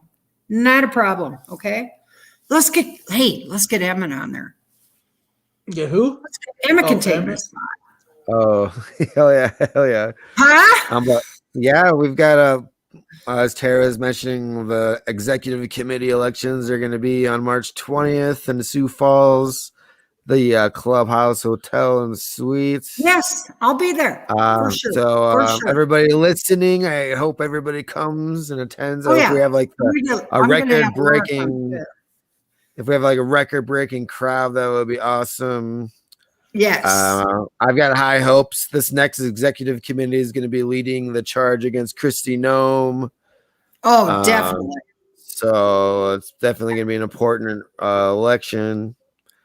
Do you got anything else to add, Greg, to anything? And I think it's great. I think you guys are doing great speaking out on, the big issues of South Dakota, like having Emmett on tonight, recall, and, just replacing Kristi Noem. And I love what you did with the Attorney General, you went through the whole thing and you played his interrogation tapes. Yeah, which that was actually weren't supposed to be on, but you didn't take them down, which is great. That was one of our most viewed episodes so far. So this episode seems like it's going to be another most viewed episode. Really? So yeah. Well, I think you guys are built this. You're doing great. A couple weeks ago when you had CJ on, I couldn't understand him. He didn't come in very clear. Oh, the audio is bad. Kind of breakup when he talked. I could hear I could hear you guys real well, but CJ, I had a hard time hearing because he would go in and out. But maybe I don't know. Maybe it was my computer. Who knows? But anyway, he might have just had bad audio. Mm-hmm. But I was not thanks on for. Oh, no, maybe you weren't. Okay, no. But thanks for coming on. People on. Yeah, that's great. But I appreciate. We'll have to come on again, and I'll see you at the convention in Sioux Falls, and it should be a good time. All right. I just really real quick wanted to mention that next week's guest on the Hedgehog Watchdog is our guest speaker at the convention, Karen Ann Harlow. She's the secretary of the Libertarian National Committee, and so that'll be an awesome show. We're gonna pump up talk about the convention and maybe talk about some libertarian history and get some information on her from anyone that doesn't know who she is. Maybe that'll get you excited to come out and meet her. Yeah, dude, I'm excited for her. She's she's my hero. If you like today's content, if you like any of our content, we encourage you to subscribe to us on YouTube, like us on Facebook, follow us on Twitter, listen to us on the Free Speech Media. We're on the Facebook channel now. You can also catch Free Speech Media on Trovo at trovo.live/Free Speech Media. Thanks for tuning in tonight.